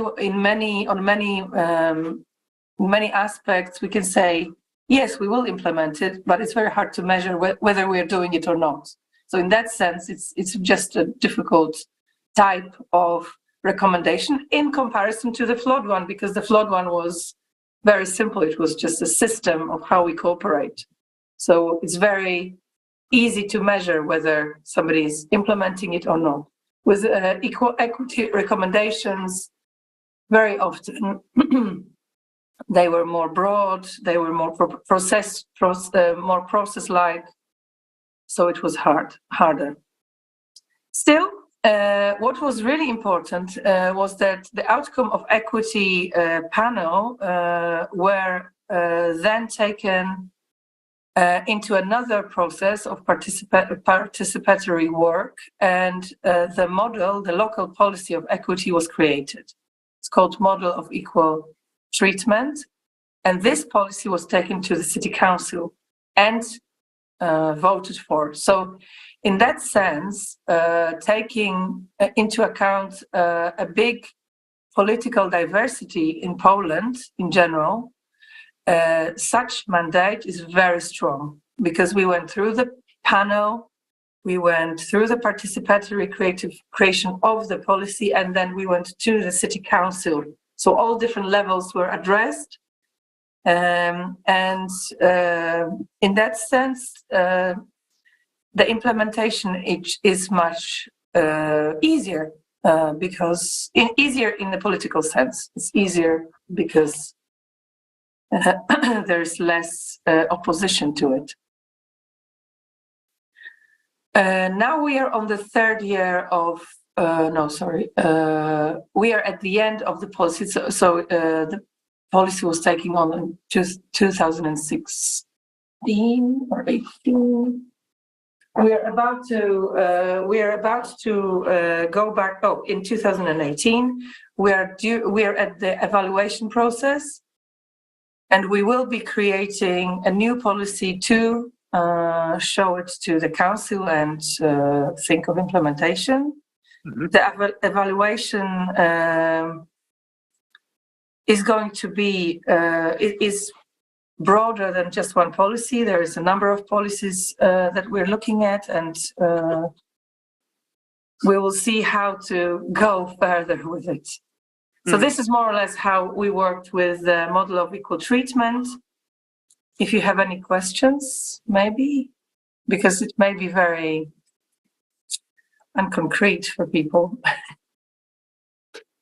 Well, I'll lead off with a bit of a question. So you had 180 is a lot of recommendations. Yeah, too many. that can make it hard. So, but are citizens that were part of that panel still involved? Because it's a long. How do you do that? Because, of course, all right, yeah. I know the Mostar case, for example, pretty well, and I know there's a. How do you take citizens still into that process if it's drawn out pretty long? Because policymaking is long sometimes. Yes, sometimes. I know a politician here at the national level said, but we need to go to the Constitutional Court first, and they take 8 months to reply. So how do you keep up with the accountability you said in the beginning was so important for you? This is a very, very, very good question. Thank you so much. Yes, a part of the monitoring process is Equity Council. So we have a group of people, citizens, who are experts in the field of equity. The list is broad, and I mean there are 16 people in each council, but you can, if there isn't that much interest, to be honest. So it's not like everybody wants to be on the council because it's a volunteer work. You meet every month. We look into the policies. So we have this council, and as I say, we meet every month. We look into different policies. Sometimes the council also creates its own recommendations to how to implement certain policies. For example, last year we had a meeting regarding equality in the scope of religion and general beliefs, how to ensure equal treatment of people who are not Catholics, because Catholicism is a majority religion in Poland and also in schools. Poland has a concordat with Vatican, so the role of the Catholic Church in school is very strong. But there was a question of how to deal with equality in schools. For example, how to create school plans, how to ensure that people don't get people who are not Catholic, how ensure that they don't get included in the Catholic rituals or things like this. And the council recommended creation of a special system of support for schools. It is a book with good practices, how to organize the schoolwork, and a system of training for teachers and head teachers. And this was implemented. We have this book of good practices. It was co-created with different actors, so also with head teachers, with teachers, with parents, with students. And this is an example of how we keep on. It's a good example. It's not like it's happening with everything, but this one is a good example of how the council is ensuring that the certain recommendation is implemented in a correct way and how we evaluate it together. Thank you very much. We'll maybe get back to the two first speakers, but I first want to give first the floor to everybody. So thank you. Yeah. Shabior, if there's no other questions, I cannot read Ukrainian, so I always have to rely a bit on Ina to see what is coming up. I see there's some remarks in the chat. Is there a question or? No, it wasn't a question. Unfortunately, in 4 regions of Ukraine, there were airstrike warnings, and they just informed us about that. And let me just tell all of you that safety and security is our major concern. So please proceed to the shelters as soon as you hear airstrike warnings. So the webinar is being recorded, so participants will be able to receive the recording, and Eve left his email address on the chat, so feel free to use that to raise questions after the webinar. If you have any additional questions where just because of the airstrike warnings you are not able to be with us, you'll be able to use the email and ask questions. We rely on our armed forces. Everything is going to be good, but proceed to the shelter to take care of your safety. There is a comment here. Engaging of citizens is very important, but in Ukraine we have a trend when registered participants, registered citizens are engaged, but at the moment we have a lot of citizens that were relocated and they are not on the register. And one of the participants is stressing that these people should be engaged as well, because that's important to get them engaged in the decision-making process in the communities. There is also a comment in support of deliberative democracy, and the participants are grateful for the cases and the focus in your presentations. That's it for the time being. Let's proceed. If I may just interject just very quickly, what I just wanted to say is I totally agree that people who live in a city should be involved in many different ways.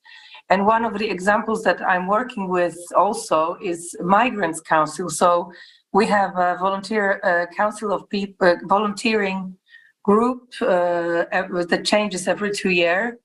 Of migrants who live in the city, and they are advising us on the policies that also are can be implemented on a much quicker way than if we organize a big panel for the big policy. But I totally agree. Thank you.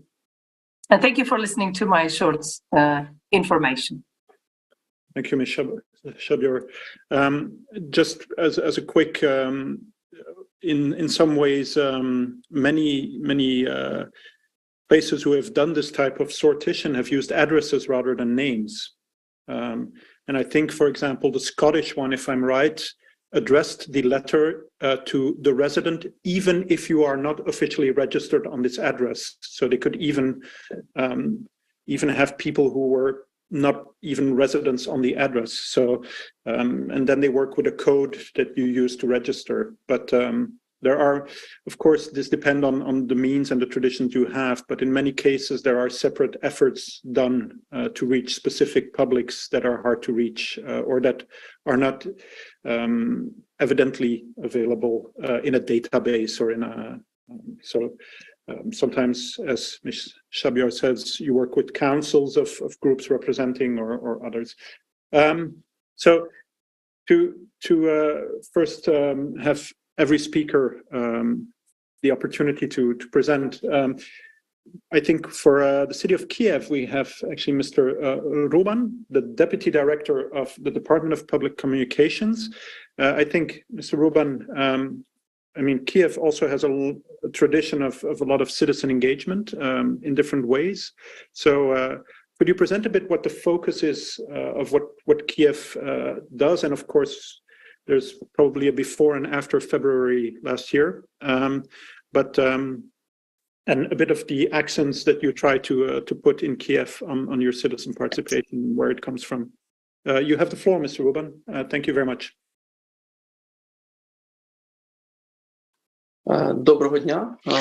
Good morning, dear participants, dear partners, dear colleagues from the Congress of Regional and Local Authorities.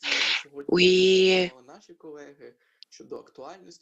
do understand the importance and pertinence of the practices and tools raised by the speakers today, but in Kiev we made a strategic decision that after the victory we'll have a large percentage of really active citizens, and we need to reset our work of executive authorities as local government with them. And now is the good time to develop good effective methods of engaging citizens. We need to work with civil servants to change their philosophy and mindset. In Ukraine, when it comes to legislation, we have the duty to organize the discussion of the decisions that were made by civil servants. But our task today, as we see it, is just to develop the philosophy, whereby it is not the duty, it's just the philosophy of the decision making, where each decision made by a civil servant cannot be implemented unless it is discussed by people. So the focus here is not legislative duty, but engaging citizens. If you understand this process properly, and in our city we have around 20 tools of participatory democracy, most of them are formalized. That's e-petitions, that's meetings of citizens, that's advisory councils, local initiatives, and a lot of others. But as of today, we do understand that the main challenge we are facing is developing public discussions as a universal and relatively new tool of decision making. And we started this process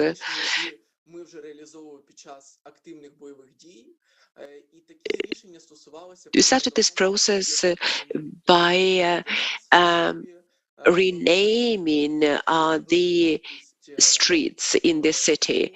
What we had in Kiev before is a large number of streets bearing the names of the aggressor state, politicians and people of culture of aggressor power. And there was a huge demand in our society to change the names of the streets, what would be appropriate names, what would be appropriate to do. Maybe some of them should remain intact.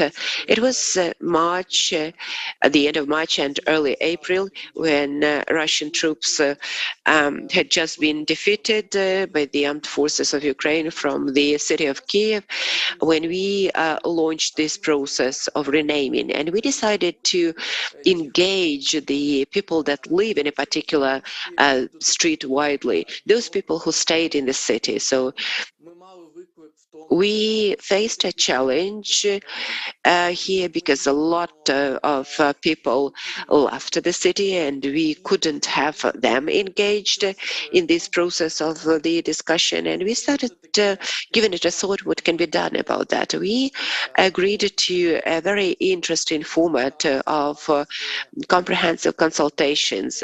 They included the consultations in the streets. We developed questionnaires to get the opinion of the people that live in a specific street. And we started actively using the application that we have in the city to get those people engaged that couldn't participate in the process offline. And the results that we received are really good ones for Ukraine. That's really advanced way of doing things. We received 6 million of votes of the residents of Kiev. That included IDPs as well. So the inhabitants of the city participated actively. As a result of that, around 300 of streets were renamed, and 413,000 of Kievites expressed their opinion as to the names of these streets. They came up with the suggestions for the new names of these streets. They participated in the polling as to the appropriateness of renaming and choosing this or the other name.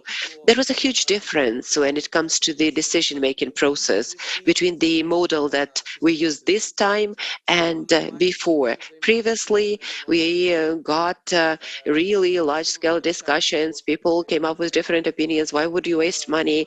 Why would you do that? And there was a huge percentage of people who did not accept the renaming process as well. After engaging citizens following this model, and it was online and offline modalities, we see that 80% of people accepted the renaming process, and we conducted assessment to got the proof of that. And this allows us to say that it is an effective tool that should be scaled out.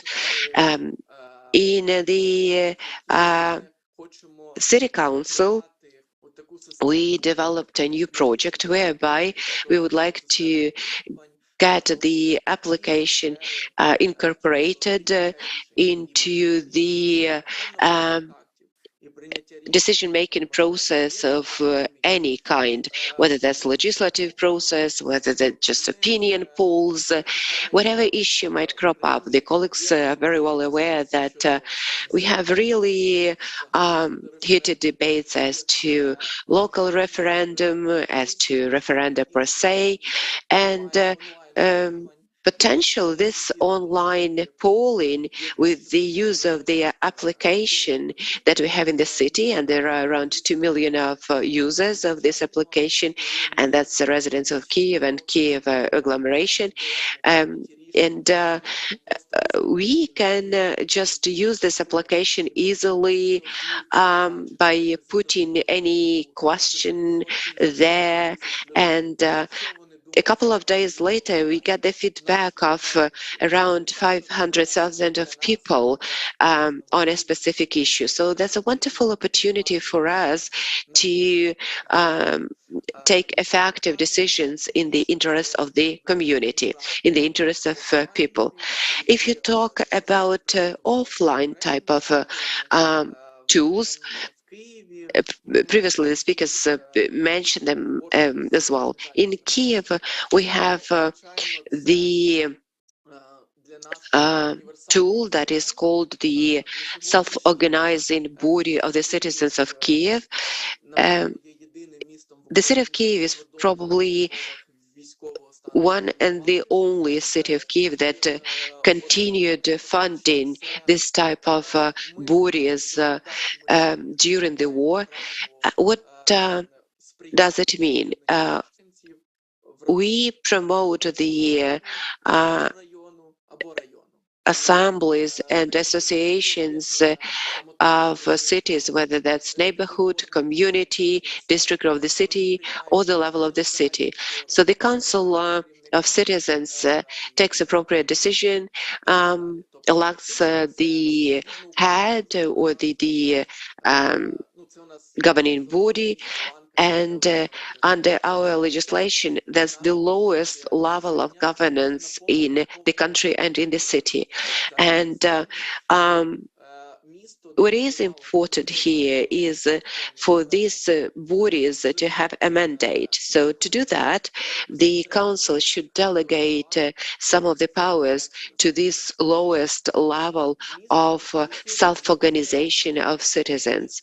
When it comes to the resources, the city funds them. The city budget fully covers the salaries of the head and the accountant. In these bodies, we also cover the lease of the premises. We pay utility bills for them. So we support them financially and thus promote the development of the lowest level of governance of participatory democracy. When it comes to the standards of targeted engagement of citizens, in the decision-making process. We do have the experience to that end as well. Jointly with the Council of Europe in 2021, we developed the regulation on public consultations and shaping public space that includes the main principles that we discussed today. That's citation of citizens, three-stage engagement of citizens, different types of scenarios in case of contentious issues, when there are no contentious issues, and other things.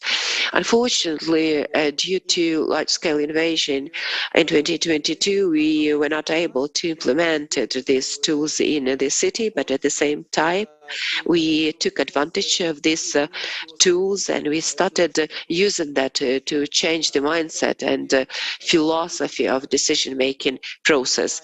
Honestly speaking, and I speak about Kiev now, we have a little bit conservative attitude when it comes to the necessity of engaging citizens.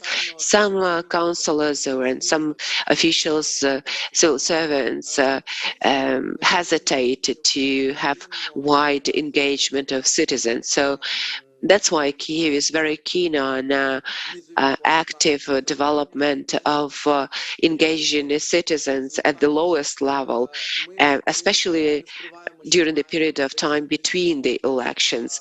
We are open when saying that citizens were not actively engaged before the war. We did have some instances of advanced tools of participatory democracy employed, but generally speaking, most of the citizens were quite passive. So we need to employ new tools to engage participants. There is a demand for these tools, and the City Council is really keen on developing them. We have a regulation on public space development by jointly with the international partners. Kiev is ready to develop the regulation to use these tools at all levels. We don't want to limit that only to public spaces.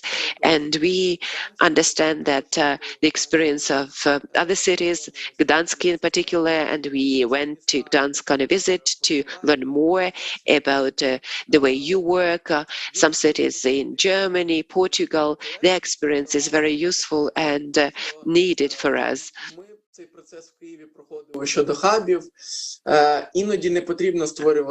had this process in Kiev about hubs. Sometimes you don't have to invite a bicycle, you just have to adapt it to the Ukrainian situation, and it will work. It works realistically, and those processes and those ways that our colleagues in other European countries have already taken allow us to speed up and to get closer to those advanced engagement practices without making the same mistakes or without running into the same troubles that our colleagues have had. That's why I'm very grateful for your attention. If there are any questions, I'd be happy to answer them. Thank you, Mr. Does anybody have, well, maybe you ask the question. It's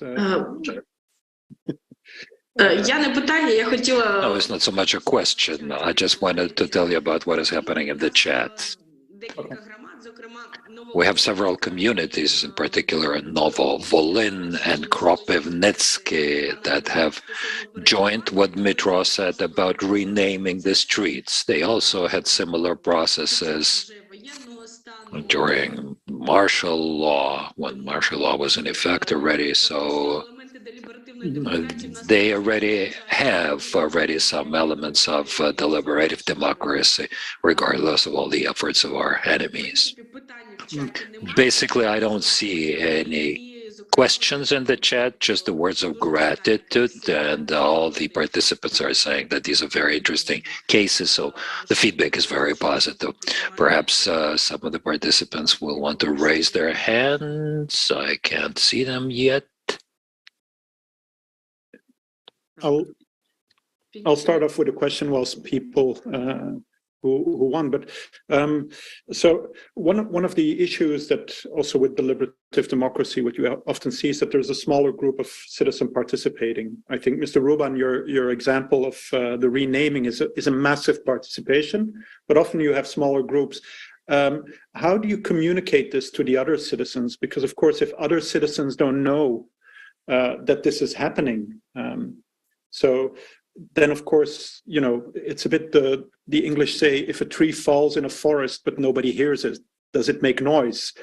So if you organize an assembly or a participatory, how do you work around communicating or making sure other citizens that were not in the room do this? So this is a bit to the three of you, if you have any experiences you could share, or because of course this is very important that people see that this happens, that there is a follow-up, that there is something happening because citizens engaged. It's an open question. Sabior, I see you. My experience is that people, those people who want to follow up usually are active in certain areas. So if we're talking about equality, then we usually have groups that are active in certain areas, as I said, for example, religion, non-religion. But also, for example, here in Gdansk, we have a very now strong and actually widening group working on students' rights in schools. So it's a problem that was not addressed in our equality policy, but because we're talking about equality, this is a very important policy. We have a huge campaign here in Gdansk. We have a center, anti-discrimination center here. The new field emerged. We of course have a youth council as well.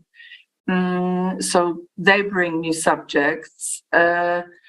And then we start creating a totally, like going deeper into the questions that were asked in the first place. So, for example, I conduct every year a school conference when I invite everyone who is interested, so pupils, teachers, parents, head teachers, NGOs who work with schools. And it's a discussion and presentations regarding the priorities for the next school year.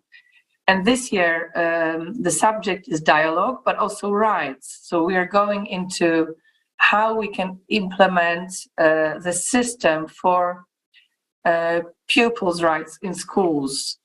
So it's one of the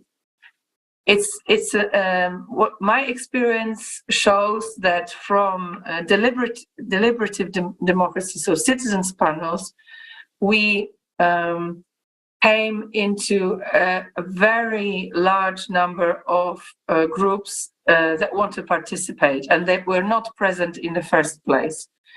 Another example I have is working with because something that was very interesting for me, and the groups that are not present are usually people who are on low income and maybe using social services, living in social housing. And we created quite a long process for creating a council of people living in the council block. So it was a big process from big social problem to organizing this group of people, creating links between the council and them, and working on their plan, their proposals, how to improve their way of living. But it's about their place, but this is also an innovation into how to work with this group and how to invite them to different participatory processes because they are less present. Another group that is interesting for me is homeless people who have their own groups of monitoring Housing First program. So they have their council as well. So working with all those different groups is incredibly important to then finally creating a very active society that is diverse. Thank you very much, Sabir. Yes, and in our experience, it's also, if you get those groups in the room, very often you still have to overcome a lot of imbalances and insecurity. I think the anecdote of a person in Ost-Belgium who came from such a group was that he didn't have a suit to come to the meetings because he thought, this is politics, I need to wear a suit, and he was very insecure about this. And then he borrowed the suit of his son, the marriage suit of his, and was explained afterwards that there was no need. He could be as, but yes, it's very. But I believe in creating those small places of discussions that are a training ground for their other types of discussions. Thanks. Thank you. Mr. Dixon, I saw your hand and it disappeared again. Sorry, yes. Part of the question was about how do you let other people know what's happening? How do you spread the word? In the Mostar situation, Congress had a website, and also there was lots of social media around the fact that it was happening.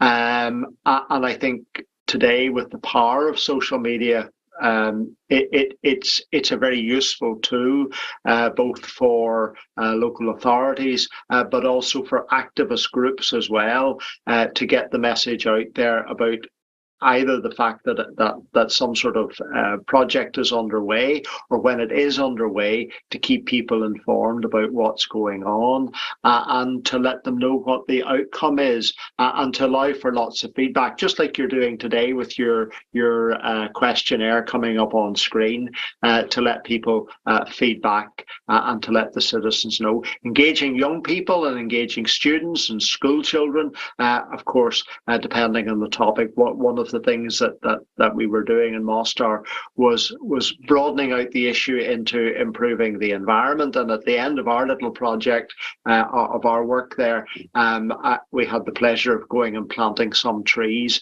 in a school, and just the social media and the news story coming out of that would also inform people about the particular project that we've been undertaking. So yeah, the power of social media shouldn't be underestimated when it comes to letting people know about what's going on, either in a very small level, street by street, or block of flats by block of flats, or on a big citywide project.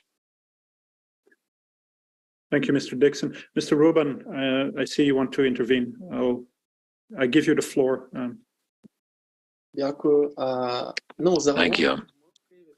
Well, in general, we in Kiev, that was a challenge for us because the population of the city official is about 4.5 million people. Informal, it's even larger. And of course, we developed this information process in two areas. The first one, when we speak about large-scale information campaigns, that we would use the city website, and then everyone gets push news on one's cell phones, where people would get an announcement that some kind of public panels are starting, public discussions are starting. Now, if we talk about how to engage, for example, some community organizations that are directly working with the local problems that are being discussed, as we in the city are building a network of open municipal public spaces, we are developing in different areas of our work lists of NGOs working in the city.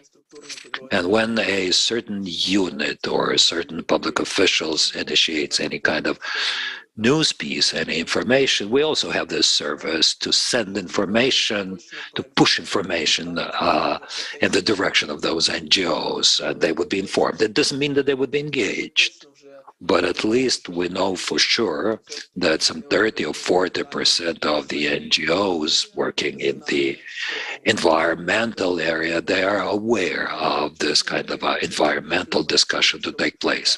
And of course, we work every day in order to segment the number of NGOs in the different sectors of their work so that we can engage them large scale into such thematic discussions. What is a challenge for us is just in Kiev, we have more than 19,000 registered NGOs. And that's a large number.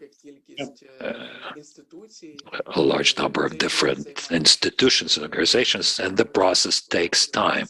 We've been working on it systemically for 2.5 years now, but how to inform everyone. Of course, we have municipal media, and we also engage them actively in the city. We have a municipal TV channel, a municipal web portal, which resulting from the previous year has become the most successful regional web portal. And this, of course, also allows us to cover large number of people. And of course, we have the radio and the format of the city radio transformation that we started, because we moved away from just a music radio toward a music and talk radio. And this municipal radio today is the constant discussion by the experts of the problems we have in the city, as well as recommendations. Thank you, Mr. Rubin. It's a very interesting conversation, but I have to do some time watching also here. So I'm going to give the floor to Ina if there are some remaining questions, and then maybe discuss the questions we asked. So the floor is yours, Ina. Thank you. Дякую. Thank you. Well, at the moment, we're ready have some results for our polling, our survey. Please, colleagues, can you show the first results on the screen? There are some unexpected things for me. I think that they can also cause positive emotion. As to the forms of citizen participation that you have already used, the definite leader here is public discussions. What comes slightly lower is open council meetings. Well, not because I'm Ukrainian, because I know how municipalities work. It's true that the local self-government keeps working in a very open way today. We have some good practices. I thought that the number of people who would speak about open council meeting would be higher, because I would find it difficult, to name a single council that would have closed meetings today. E-petitions it's one of the top 3 answers, but there is a trend toward the diminishing numbers of electronic petitions in Ukraine compared to when we just introduced them legislatively, but still they're among the leaders. I would also like to know the participatory budgeting. For Ukraine, this is one of the newest instruments. We have Kyiv that has been a leader since the very first year. There are huge amounts of it and whole philosophy, but now more and more smaller communities allow themselves. If it was not for the war, I'm sure we would have a larger, higher number of participatory budgets. Because with decentralization, with the change of the administrative structure of the country, people are more interested in that, and there are more possibilities to have participatory budgets, and many communities use it actively. And of course, some well-known instruments for our legislation as general meetings and local initiatives, they still have some good ratings because they're in the law, they're normative, as you say, and it's hard not to use them. What has gained less interest is public consultations. Well, that's an instrument that has been probably suspended by the war, but I'm sure that right after the victory we would have many well-trained people who would promote this instrument, but we will see. And as regards self-organization institutions, well, they have not gained a lot of votes, but I'm sure that the example of Kiev would inspire them to set up such very active bodies for public self-organization. Now, as regards to forms of citizen participation, we've already seen it. Yeah, okay. Next slide, please. Now, what would be the reasons to introduce new methods to engage people? We have talked about initiatives, and you believe that the biggest one is that such instruments can help you make long-term decisions. Well, we have such whole policies, strategies for 7 to 10 years to last. And of course, it would be good if we could take such a long road, not only for Kiev, but for other communities. It could be very helpful so that those policies would not just stay on paper, but would be really accepted and used effectively. The participants have also said that such new forms of engaging citizens would be effective if they can improve transparency of decision making.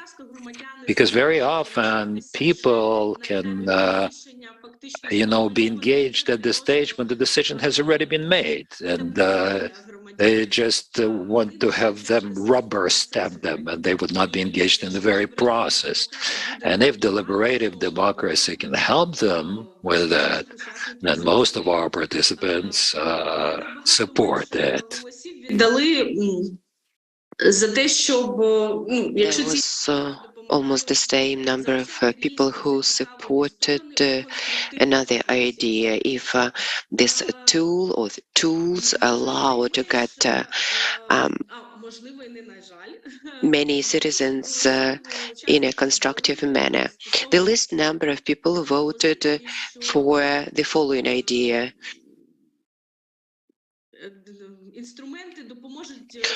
These tools will facilitate engaging those people that normally stay passive. Well, here that's a kind of a part of our tradition in Ukraine. We tend to say that people are not active in the country, but it seems to me it depends on the way you phrased the question. Very often, people are not aware of the opportunities to get engaged, or the focus is wrongly made by the officials. If you talk about the knowledge about the deliberative democracy at this stage, I'm pleased to say that 36% of the participants of this webinar graded their knowledge as a 4. We tend to underestimate ourselves, so I would say that you could give 5, that's the highest mark on that issue. 27% to 23%, only 5% of the polled believe they don't know anything about deliberative democracy, the tool we discussed today, and 5% gave 5 as the grade. It's not bad, and we have a very good community of professionals present today. And the last question was about the plans for the future, follow-up steps, and the question, how likely would you use the methods of deliberative democracy in your community? It was responded to in the following manner. 34% gave 3 or 4, which is not bad, since people are more inclined to give 5 rather than 0, because 0% means that people are not going to do that at all. 70% were very sure that they would apply it. And the final question that we had: what are the obstacles on your way to apply these methods in your community? And the largest concern was caused by potential lack of credibility to those who would be selected by people who were randomly picked up. I guess if you start applying this method, this obstacle will disappear. The next concern that was supported by 34% of people runs that it would be difficult to achieve political consensus on listening to a group of citizens. Well, not every community has the procedure of engaging specific groups of people, let's say people with disabilities. But I guess that's the concern that, again, can be done with as soon as you start applying the tool. And the next slot, that's 3 concerns. 28% believe that it would be very difficult to identify the interested social groups in Ukraine. There are a lot of complex issues when we either don't know or overlook engage in some group of people, especially if there is no NGO or association. So if that group is not institutionalized, and it's very difficult then to identify it, well, it's not always the infrastructure similar to Kiev that you have in your community. There are some hubs that people get together in Kiev, but in some smaller towns that's missing. The smallest number, 16%, believe that citizens will not be interested in doing that. So, generally speaking, participants of this webinar believe that it's an interesting new tool and people will be interested in applying it, especially if you present it properly, if you sell it or pitch it properly, then people will get engaged and will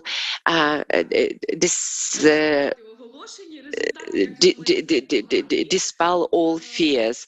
The results look good to me.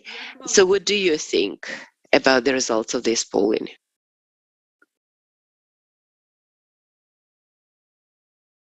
Well, I'll give a positive appraisal to the last one, that the fact that the lowest score is that the fear that citizens won't participate is a good one.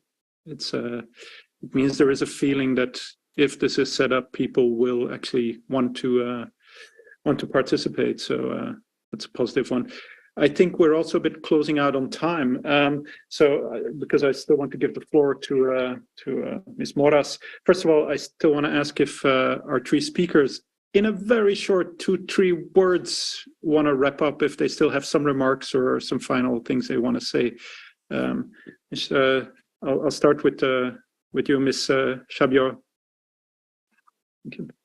Well, thank you very much. I think it's very exciting to speak to you today and listen to you because I know that, and I know Ukraine as a place of very active discussions regarding democracy. I remember it. I used to come quite frequently before Maidan, after Maidan, and I saw this huge shift in participation and people's engagement. Of course, now the situation has changed enormously again, but I know that, and how we observe how Ukrainian citizens use this opportunity to engage even more and discuss even more and strengthen the spirit even more. So I used to observe the citizens panel discussions in Ukraine before, and I believe that now Ukraine will come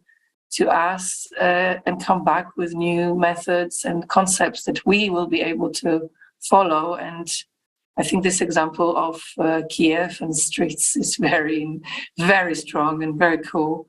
But I know that there's others. The radio, just amazing. So, yeah. We are at your service, but also we want to be in this discussion if you want us. Thanks. Thank you. Very nice words. Thank you, Mr. Lior. Mr. Dixon, you have some 2-3 last concluding words here. Well, first of all, just to say thank you to you, Eve, and Marite, and indeed to everybody who has allowed us to participate in this very special event today.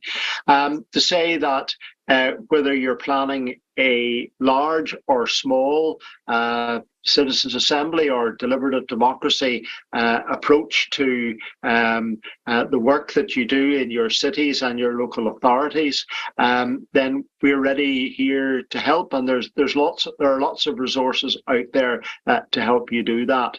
And even in the depths of crisis, and I know this from living here in Northern Ireland, where we went through many very, very difficult years, that local government is the bedrock of democracy, and it has a very important role to play.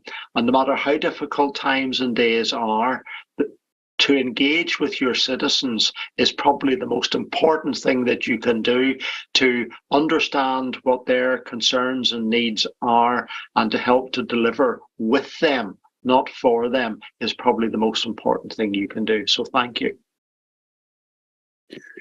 Thank you, Mr. Dixon. Beautiful words. Mr. Ruban, the last word is from Kiev, is for you. Thank you. Let me thank the speakers. It seems to me that the main takeaway message for all of us here is as following. Martial law is not the excuse to say that everything will come after the war. That's a new opportunity to use this time to be prepared after the victory. And our armed forces defend and fight for democracy at the front line. But we, in our cities, in our communities, should develop this democracy. And you cannot excuse not doing that by martial law. We should search for new opportunities now. And deliberative democracy is a new tool. And that's going to be a challenge for deliberative democracy to see how this tool will work amidst war. And this experience at some point will be shared by Ukraine with other countries. Well, God forbid, but if there is any conflict, Ukraine will be happy to share its experience with them. Thank you very much, Mr. Rubin. This is also, I'll give the floor to Mrs. Moras to conclude for the organizing.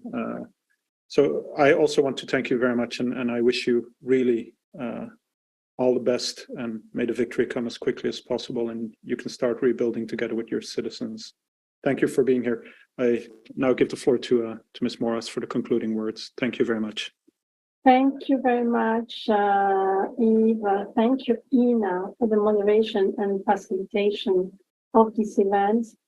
Thank you to the panelists, to Webb Dixon, Monica Chapio, Mitro Juliak. I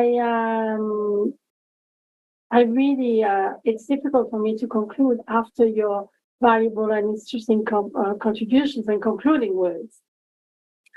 But before officially concluding this event, I would like to put forward the last question of the poll to be launched, which asks participants that would be interested in implementing deliberative democracy models in your local and or regional constituencies to write the names of the authority in the question and to reach out to the AUC, to INA, showing the interest.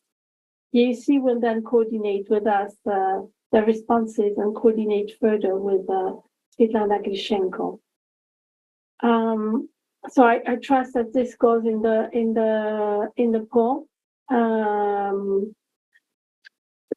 The reason why we are interested in learning about your interests, we saw there was a high percentage already of interested local authorities, is because within our project we have forthcoming activities that relate to deliberative democracy.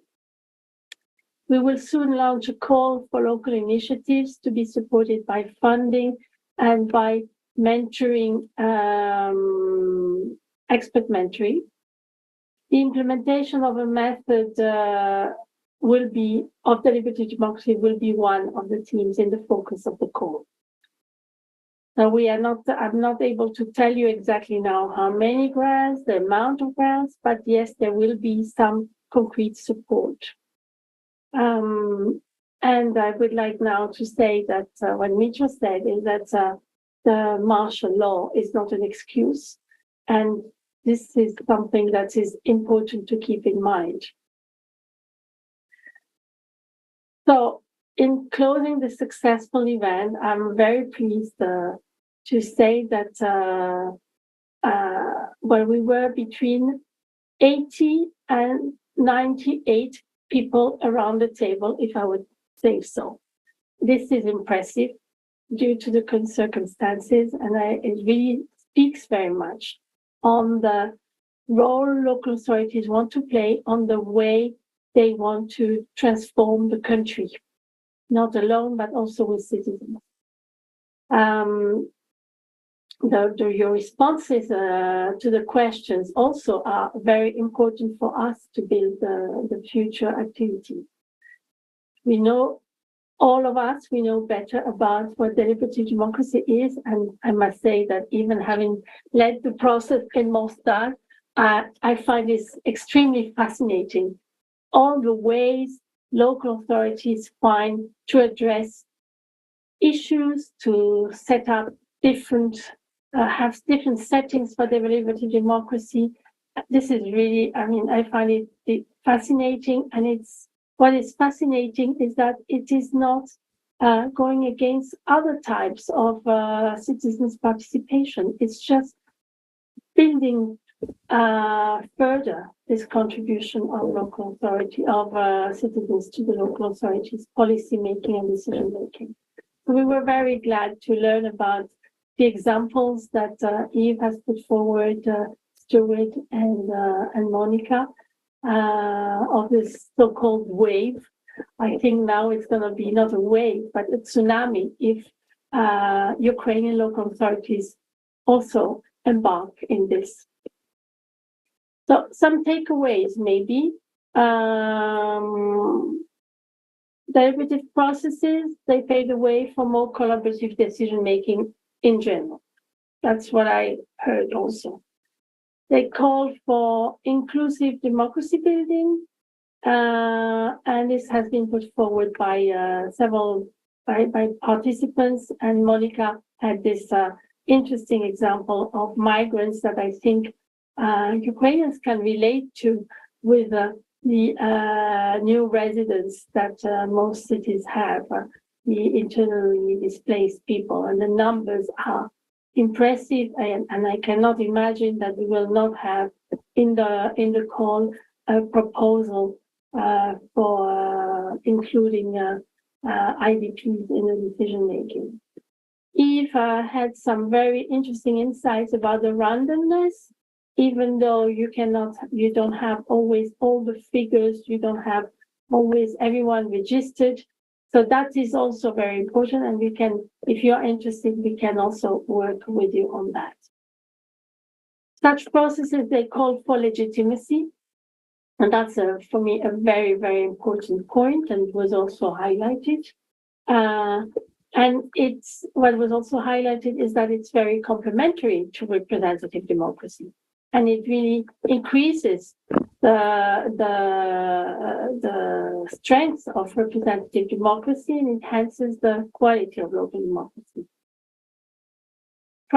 These practices that were presented have proven to be efficient, with interesting follow-up by local authorities. And Eve was mentioning that a local authority should not embark in that if they don't have the capacity to give follow-up. Follow-up doesn't mean always big issues. Stuart mentioned some very small issues like the eco campaign with kids in Mostar. There are lots of ways to give follow-up. These practices also helps building accountability, this was mentioned, and ultimately building trust in the work of local public institutions. I think that it is also very important for Ukrainian local authorities that are under the martial law and that will at some point come back to more local self-government and will have to continue having local authorities at the center of decision-making. So the word trust for me is really part of dynamics. I don't remember who said, do not think that others cannot contribute. And that's also a very nice motto. It's important to acknowledge the positive effects of collective wisdom. Engaging collectively at the community level can bring incredible results. And allow me to say that I think that you have been doing this for already some years. The way you embarked on open government, it was impressive. And also the way you showed to the world that local authorities are at the front line of resilience and of protection of residents. This is really, I think that is something, a huge takeaway we have from this difficult year you have been going through. Difficult maybe not being the best word. The issue of communication and transparency was also discussed. We had very good examples, and I praise the city of Kiev for being so proactive in this regard. And last but not least, the success of such processes rely on local government having a clear responsibility and citizens being able to contribute to policy making. This is provided by the European Charter of Local Self-Government. And again, I thank Dimitro about his last words. The martial law is not a good excuse. So with that last word, I would like to thank again all participants for their proactive contributions to the questions with answering the poll. Thank the speakers. Thank Ina and the AUC. We look forward to our continuous joint work. Thank the team for preparing for this very interesting and important webinar. And Ina and Svetlana are there for you to further help, to give further information. You have received many materials, and as Stuart said, there's a lot also on the web. There's a lot of materials concerning deliberative democracy around there. You will receive the link to the recording of this webinar, so I encourage you to share this information and the link to with your peers, with your colleagues, and for those who are not elected around the elected representatives in the room around the table, share it with your elected representatives. There's a lot of they can gain a lot from this. I'm not speaking about re-election, but still about gaining a lot about the way they can manage their mandate and work with the citizens. So we look forward to receiving your feedback and a high number of candidatures in the call for local initiatives. That will be our next step. We look forward to continue working, to joining you in person, possibly in Ukraine soon. And I'm sure that in upcoming months, we'll be meeting and discussing lively. I thank you again very much. Stay safe and Slava Ukraine. Thanks.